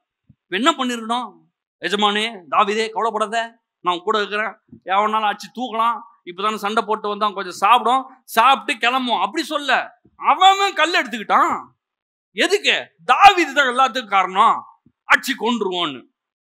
இப்ப என்ன பண்ணிருக்கணும், என்ன பண்ணிருக்கணும், யார பார்த்து கல்லெறிய வந்தீங்க? கல்லையா எறிகிற? நான் யார் தெரியுமா? கரடியை கொண்டிருக்கேன், சிங்கத்தை கொண்டிருக்கிறேன், கோலியாத்தை கல்லுனாலே போட்டிருக்கேன். கல்லை பத்தி என்கிட்ட பேசுறியா நீ? வா வா வா வா அடிச்சுக்கலாம். ஆனா தாவீது கிட்டலாம் விளையாட முடியாது. ஒரே ஆளா சிங்கிள் மேனா எல்லாரையும் க்ளோஸ் பண்றாரு. புரியுதா? ஒரே ஆளா எல்லாத்தையும் க்ளோஸ் பண்றாரு. அவங்க கிட்ட போய் மோத முடியாது. ஆனா இவன் கல்லெறிய வந்த உடனே என்ன பண்ணிருக்கலாம், டக்குன்னு உருவி எல்லாரும் தலை சீவி இருக்கலாம். ஆனா சீவல. என்ன பண்றாரு தாவீது, தன் தேவனாகிய கர்த்தருக்குள்ளே தன்னை திடப்படுத்தி கொண்டான். நீங்க பெரிய ஸ்கில்டு பர்சனா இருக்கலாம், ஆனா சும்மா நான் மட்டும் போய் இறங்கினா சார் என்ன மாதிரி சம்பாதிப்பேன் தெரியுமா, பெரிய ஆள் தான் நீங்க. நான் யார் தெரியுமா, ஓ பெரிய ஆள் நீங்க. நான் எவ்வளவு படிச்சிருக்கேன் தெரியுமா, நிறைய படிச்சிருக்கீங்க தான். தாவீது பாருங்க, அவனுக்கு பெரிய ஸ்கில் இருந்துச்சு. சும்மா கல்ல சூட்டி அடிச்சான்னா முன்னாடி கோலியாத்தை நிக்க முடியாது. இவனுங்கெல்லாம் யாரு, இந்த மாதிரிலாம் பேச்சு பேசல. எப்பொழுதும் தேவனை நம்பி இருந்தான். அதான் பாயிண்ட். இவன் பெரிய ஆளா இருக்கலாம், ராஜா மாதிரி இருக்கலாம், அபிஷேகம் பண்ணப்பட்டவனா இருக்கலாம், ஆனாலும் என்ன பண்றாரு, கர்த்தருக்குள் தன்னை திடப்படுத்தி கொண்டு. இப்ப 7வது வசனத்துல பாத்தீங்கன்னா போட்டிருக்கு, அபியாத்தார் என்னும் ஆசாரியனை நோக்கி. யாருக்கிட்ட போறாரு? பிரீஸ்ட் கிட்ட போறார். எல்லாம் சொல்லுங்க ஆசாரியன், எல்லாம் சத்தமா சொல்லுங்க ஆசாரியன். வாழ்க்கையில கஷ்டமானதுங்க. மனைவிய புடிச்சிட்டு போயிட்டான், புள்ளைய புடிச்சிட்டு போயிட்டான், வீட்டுல இருக்கிறதெல்லாம் நாசமாக்கிட்டான், எரிஞ்சு போச்சு. கூட இருக்கிற சுத்தி இருக்கிறவனும் இப்ப கல்லெறிய போறான். இப்ப அட்லீஸ்ட் இவன் கையில இருக்கிற கத்திய வச்சா ஒரு 4 பேரை போட்டு தள்ளி இருக்கலாம், இல்ல ஏதாவது பண்ணிருக்கலாம். எதுவும் பண்ணல. நம்ம ஆளுங்களுக்கு சும்மா இருக்கிறது தான் பெரிய விஷயம். புரியுதுங்களா? அது பண்ணலையா, இது பண்ணலையா, இதுதான் அப்படியே போயிட்டு இருக்கு. பாருங்களேன், இவ்வளவு நேரம் அமைதியா இருக்க முடியாது உங்களால, தெரியுமா? நீங்கெல்லாம் எவ்வளவு நேரம் அப்ப உட்காந்து கேட்குறீங்கல்ல, எத்தனை பேர் உட்காந்து கேட்பாங்கன்னு நினைக்கிறீங்க? கேட்க மாட்டாங்க. உட்காரவே முடியாது. 5 நிமிஷம் உட்கார முடியாது. உட்கார்ந்தா என்ன ஆகும்? அப்படியே தூக்கம். ஏன் அப்படி வருது தெரியுமா? உங்க லைஃப்ல நீங்க கொஞ்ச நேரம் கூட சும்மாவே உட்காரல. சிலருக்கு இப்படி உட்கார்ந்த உடனே தூக்கம் வருதுல்ல, ஏன் தெரியுமா? அவங்க பாடி எப்படி ட்ரெயின் பண்ணியிருக்காங்கன்னா, சும்மா உட்கார்ந்தாலே தூங்கணும். எப்ப நம்ம சும்மா உட்காருவோம்? எல்லா வேலையும் முடிச்சுட்டு பெட்ல போய் அப்படி படுப்போம், தூங்கிடுவோம். அப்போ இங்க வந்து சும்மா இப்படி உட்கார்ந்த உடனே என்ன ஆகுது? அப்படியே தூக்கம் வருது. ஏன்? சும்மாவே உட்காரல நீங்க லைஃப்ல. ஆண்டவர் சொல்றாரு, நீங்கள் சும்மா இருந்து நான் செய்கிற அற்புதங்களை பாருங்கள். இங்க தாவீது என்ன பண்றாரு? அவ்வளோ பெரிய பிரச்சனை. ஆசாரியன்ட்ட போயிட்டு ஏபோத்தை கேட்டு கர்த்தரை நோக்கி, 8வது வசனம் பாருங்க. தாவீது கர்த்தரை நோக்கி, அந்த தண்டை பின்தொடர வேண்டுமா? அதை பிடிப்பேனா என்று கேட்டான். அதற்கு அவர், அதை பின்தொடர், நீ பிடித்து சகலத்தையும் திருப்பிக் கொள்வாய் என்றார். எல்லாம் சொல்லுங்க, சகலத்தையும் திருப்பிக் கொள்வாய். சத்தமா சொல்லுங்க, சகலத்தையும் திருப்பிக் கொள்வாய். இந்த வார்த்தை இன்னைக்கு நீங்க புடிச்சுக்கோங்க. நீங்கள் தேவனை சார்ந்து கொண்டிருந்தீர்கள் என்றால், நீங்கள் தேவன் அண்டை வந்தீர்கள் என்றால், நீங்கள் தேவனை தேடினீர்கள் என்றால், உங்கள் வாழ்க்கையில் இழப்பு என்று ஒன்று கிடையவே கிடையாது. அது வேற, நீங்க இழந்திருந்தா கூட ஆண்டவர் அதை திருப்பி தருவார். இப்ப பாருங்க, ஆண்டவர் அற்புதமா செய்யறாரு. இப்போ வந்து நம்மளுக்கு கூகுள் மேப்லாம் வந்திருக்கு. கூகுள் மேப்லாம் இப்ப நம்மளுக்கு வந்திருக்கு. யாராவது எங்க யார் இருக்கான்னு கேட்டா என்ன சொல்றோம்? கூகுள் மேப் அனுப்பு, அங்க வந்துடுறேன் அப்படின்றோம். கரெக்டா? லைவ்லாம் போடுறோம். Facebook live. எங்க இருக்க காட்டு, லைவ் போடு, நான் வந்துடுறேன். தாவீது எங்க போய் லைவ் போடுறது? கூகுள் மேப்பும் கிடையாது, ஒரு மேப்பும் கிடையாது. ஊர் பேரே தெரியாது. அங்க எங்க போறது? இவன் எல்லாம் கொள்ளையடிச்சவன் எங்க போனான்னு எப்படி தெரியும்? எப்படிங்க தெரியும்? ஆண்டவரே சொல்லனா வழியே கிடையாது. இன்னைக்கு நம்ம எங்கேயாவது போனோம்னா டக்குன்னு கூகுள் மேப் போடுறோம், போன் அடிக்கிறோம், ஒருத்தருக்கும் பேச முடியாது. இவன் பாட்டுக்கு ஆண்டவர் போ சொன்னாருன்னு போறான். போகும்போது ஒரு அற்புதம் நடக்கிறது. ஒரு மனிதனை சந்திக்கிறார்கள். சந்திச்சு அவன் வந்து வியாதிப்பட்டிருக்கான்னு விட்டுட்டு போயிட்டானுங்க. அவங்கிட்ட கேட்கறாங்க, யாராவது போனாங்களா? அவன் கரெக்டா டைரக்ஷன் கொடுக்குறான். கொண்டு போன உடனே 14வது வசனத்துல பாத்தீங்கன்னா, அங்க கொண்டு போய் விட்ட உடனே அவர்கள் வெளியெங்கும் பரவி புசிச்சு குடிச்சு, அவன் எல்லா இடத்துலயும் போய் இந்த மாதிரி கொள்ளையடிச்சிட்டு இருக்கிறான். அந்த திருடன் எல்லாத்துலயும் போய் கொள்ளையடிச்சு புசிச்சு குடிச்சு, தாங்கள் பெலிஸ்தர் தேசத்திலும் யூதா தேசத்திலும் கொள்ளையிட்டு வந்த மகா பெரிதான அந்த எல்லா கொள்ளைக்காகவும் ஆடி பாடி கொண்டிருந்தார்கள். அதாவது என்ன பண்றான்? ஊரெல்லாம் போய் கொள்ளையடிச்சு குவியல் குவியலா குவியல் குவியலா வெள்ளி பொண்ணு ஆடு மாடு எல்லாம், இந்த பிள்ளைகள் மனைவி இவங்க எல்லாரையும் வச்சிருக்கிறான். வச்சுட்டு ஒரே டான்ஸ். 17வது வசனம் பாருங்க. தாவீது அன்று சாயங்காலம் தொடங்கி மறுநாள் சாயங்காலம் மட்டும் முறியடித்தான். எவ்வளவு நாள் அவன் அடிச்சிருக்கிறான் பாருங்கப்போ. 400 பேரை வச்சு ஒரு நாள் ஃபுல்லா சண்டை போட்டு அவ்வளவு பெரிய ஒண்ணு இல்லாமக்கி, ஒட்டகங்கள் மேல் ஏறி ஓடி போன 400 வாலிபர் தவிர அவர்களில் வேறொருவரும் தப்பவில்லை. எல்லாத்தையும் ஆட்சி கொண்டுட்டு அமலேக்கர் பிடித்து கொண்டு போன எல்லாவற்றையும், எல்லாம் சொல்லுங்க, எல்லாவற்றையும், எல்லாம் சத்தமா சொல்லணும், எல்லாவற்றையும் திருப்பி சொல்லுங்க, எல்லாவற்றையும் நான் திருப்பிக் கொள்வேன். உங்க வாழ்க்கையில நீங்கள் இழந்து போன நாட்களை திருப்பிக் கொள்வீர்கள். உங்கள் வாழ்க்கையில் நீங்கள் இழந்த சந்தோஷத்தையும் சமாதானத்தையும் திருப்பிக் கொள்வீர்கள். பிசாசு உங்களுக்கு நஷ்டப்பட்ட எல்லா நாட்களையும் திருப்பிக் கொள்வீர்கள். பிசாசு உங்ககிட்ட நஷ்டமாக்கின பணத்தை பெற்றுக் கொள்வீர்கள். பிசாசு உங்க வாழ்க்கையில நஷ்டமாக்கின அந்த சரீர அந்த பலவீனம், அதை திருப்பிக் கொள்வீர்கள். எல்லாம் சொல்லுங்க, நான் திருப்பிக் கொள்வேன். எப்படி வருது? எப்படி அந்த பலன் வருது? தேவனை சார்ந்து கொள்ளுங்கள், தேவனை நோக்கி பாருங்கள். தாவீது அல்றதுக்கு கூட ஸ்ட்ரென்த் இல்லைங்க. எங்க இருந்து பலன் வந்துச்சு? இப்ப போயிட்டு இருக்கும் போது நான் வாசிக்கல, முன்னாடி மேல போய் பாத்தீங்கன்னா 200 பேர் அங்க பாதி வெளியே நின்றுட்டான். 200 பேர் சொன்ன, சார் நான் வரல, அப்பா முடியல சார், நீங்க போயிட்டு வாங்கன்ட்டான். 200 பேர் அதுலயே பாதி அவுட்டு. தாவீதுக்கு எப்படி பலன் வந்தது? தேவனுடைய ஆசீர்வாதம். அதான் தேவனுடைய பலன். உங்களுக்கு ஐஸ்வர்யத்தை சம்பாதிக்க தேவன் பலனை தருவார். இந்த பூமியில நீங்கள் ஐஸ்வர்யவான்களா இருக்க, ஆசீர்வாதமா இருக்க, தேவ பலன் உங்களுக்கு உண்டாகும். எப்போ உண்டாகும்? தேவனை தேடுங்கள்.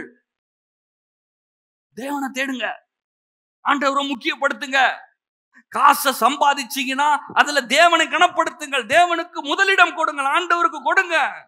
வேலைக்கு போறதுக்கு முன்னாடி ஆண்டவருக்கு நேரத்தை செலவு செய்யுங்க, வேதத்தை வாசிங்க, ஜெபம் பண்ணுங்க, ஆலயத்துக்கு வாங்க. நான் சொல்றேன், உங்க வாழ்க்கையில இழப்புன்னு ஒண்ணு வரவே முடியாது. அப்படியே வந்தா கூட இங்க பாருங்க, எல்லாவற்றையும் திருப்பிக் கொள்வீர்கள். இங்க பாருங்க 20வது வசனத்துல போட்டிருக்குது, 19ல இருந்தே பாருங்க, வாசிக்கலாம். அவர்கள் கொள்ளையாடி கொண்டு போன எல்லாவற்றிலும், சிறியதிலும் பெரியதிலும், குமாரரும் குமாரத்திகளிலும் ஒன்றும் குறைவுபடாமல் எல்லாவற்றையும் தாவீது திருப்பிக் கொண்டான். ஒண்ணு கூட மிஸ் ஆகல. ஆண்டவர் உங்க வாழ்க்கையில ஒண்ணு கூட மிஸ் ஆகாம எல்லாத்தையும் திருப்பி தருவார். உங்க வாழ்க்கையில நீங்க என்ன வேணா இழந்திருக்கலாம், நாட்களை இழந்திருக்கலாம், 20 வருஷம் இழந்திருக்கலாம், 10 வருஷம் இழந்திருக்கலாம், காசை இழந்திருக்கலாம், நல்ல பெயரை எடுத்திருக்கலாம், உங்களை கேவலப்படுத்திருக்கலாம், உங்களை அசிங்கப்படுத்திருக்கலாம், அவமானப்பட்டிருக்கலாம். உங்க வாழ்க்கைய வீணாயிருச்சு, வேஸ்ட் பண்ணிட்டேன், 20 வருஷம் 10 வருஷம் வேஸ்ட் நீங்க யோசிக்கலாம். நான் சொல்லுகிறேன், தேவன் அதை உங்களுக்கு திரும்ப கொடுப்பார். நீங்கள் எல்லாவற்றையும் திருப்பிக் கொள்வீர்கள். ஏன் திருப்பிக் கொள்வேன் தெரியுமா? நான் தேவனை கனப்படுத்துகிறேன், தேவனுக்கு முக்கியத்துவம் செலுத்துகிறேன். 20ல பாருங்க, எல்லா ஆடு மாடுகளையும் தாவீது பிடித்து கொண்டான், அவைகளை தங்கள் மிருக ஜீவன்களும் முன்னாலே ஓட்டி இது தாவீதின் கொள்ளை என்றார்கள். இப்போ ஒண்ணு சொல்றேன் கேளுங்க. இவ்வளவு நாள் இவங்கிட்ட ஆடு மாடு ஒட்டகம் கழுதை இதெல்லாம் கொஞ்சம் கொஞ்சம் இருந்துச்சு, இந்த நூற்றுக்கணக்கான பேர் இருந்தாங்க. ஆனா இன்னைக்கு அதான் நான் சொல்றேன், பிசாசு கை வைக்க கூடாது. நம்ம மேல கை வச்சான்னு வச்சுக்கோங்களேன், காலி. ஏன் தெரியுமா? அவன் உன சும்மா விட்டு இருந்தா கூட இவன் பாட்டுக்கு அங்க பாட்டுக்கு சாப்பிட்டுட்டு அமைதியா உட்கார்ந்துட்டு இருந்திருப்பான். இவன் கை வச்சானோ இல்லையோ, இப்ப யாருக்கு கொள்ளை ஜாஸ்தி ஆயிருச்சு? இந்த அமலேக்கியர் ஊரெல்லாம் சுத்தி கொள்ளை அடிச்சுட்டு வந்தான்ல, அதெல்லாம் யாரு கொள்ளை? இப்போ தாவீதின் கொள்ளை. எப்படி? இவன் சும்மா விட்டுருந்தா கூட அவன் பாட்டு ஒரு ஓரத்துல அத்தி பழத்தை சாப்பிட்டுட்டு திராட்சை ரசத்தை கொடுத்துட்டு அமைதியா உட்காந்துருப்பான். இவன் தொட்டானோ இல்லையோ, பின் தொடர்ந்து போய் ஆடுகள் மாடு, இப்படிதான் அவன் டன்னா வெள்ளி பொண்ணை சேர்த்தான். நான் சொல்றேன், உங்கள் வாழ்க்கையில் செல்வந்தங்களாக செல்வத்தை சபதரிப்பீர்கள், வெள்ளி பொண்ணை சபதரிப்பீர்கள், வெள்ளியும் பொண்ணும் உங்களுக்கு உண்டாகும். ஏன் தெரியுமா? நீங்கள் தேவனை கனம் பண்ணுகிறீர்கள். எத்தனை பேர் சொல்றீங்க அந்த தீர்மானத்தை எடுக்கலான்னு?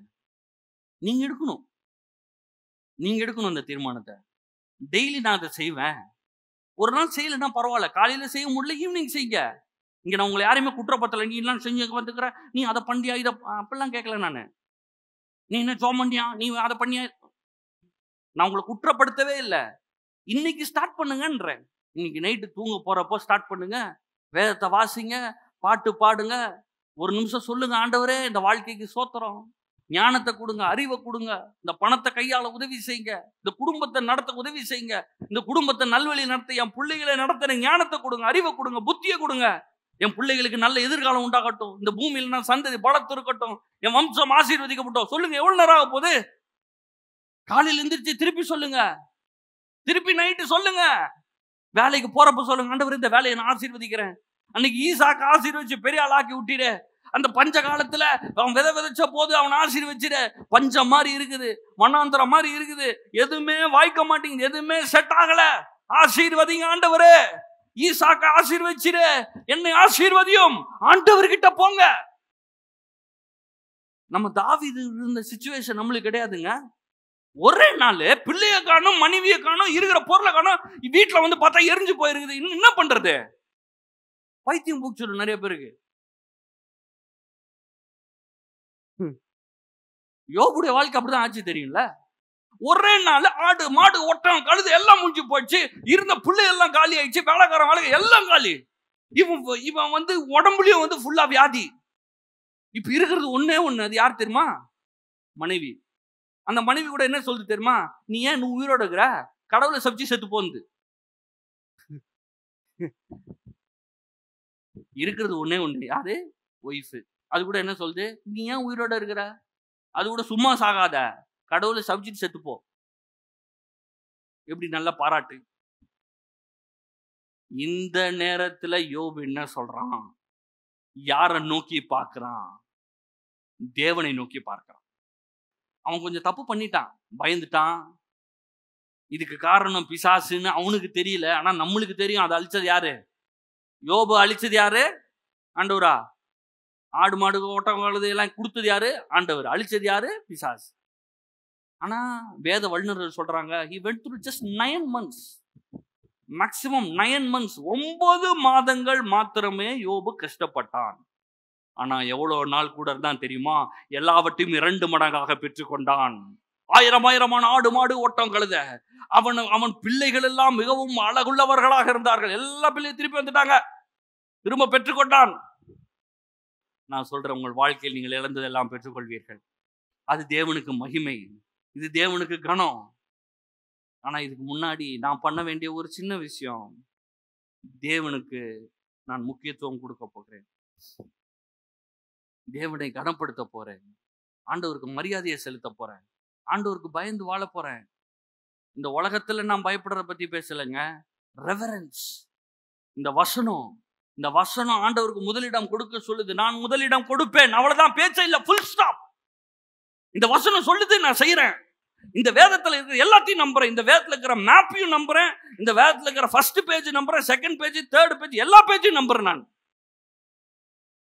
மேப்பை கூட நம்புறேன். நான் ஆதியாகமம் யாத்திராகமம் இல்ல, அது எங்க இருந்து வந்துச்சு, அது எங்க இருந்து வந்துச்சு எனக்கு தெரியாதுங்க, நான் நம்புறேன். கர்த்தரை நம்புகிறவன் செழிப்பான், கர்த்தருடைய வார்த்தையை நம்புகிறவன் செழிப்பான். இந்த பூமியிலே கர்த்தருக்கு பயந்து வாழுகிறவன் அவன் ஆசீர்வதிக்கப்பட்டிருப்பான், அவன் வம்சம் ஆசீர்வதிக்கப்படும். நானும் நல்லா இருப்பேன், என் பிள்ளைங்க நல்லா இருக்கும், வம்சமாக சந்ததி சந்ததியாக அவர்கள் நன்றாக இருப்பார்கள். ஏன் தெரியுமா? It's because of the word. உங்கள் வாழ்க்கையில் இந்த வேதத்தை தவிர வேற எதுவும் கிடையாது முக்கியத்துவம். எல்லாம் கவனிக்கிறீங்களா? எல்லாம் இங்க பாருங்க, எல்லாரும் என்ன பாருங்க, இந்த வேதம் தான் ஃபைனல் அத்தாரிட்டி.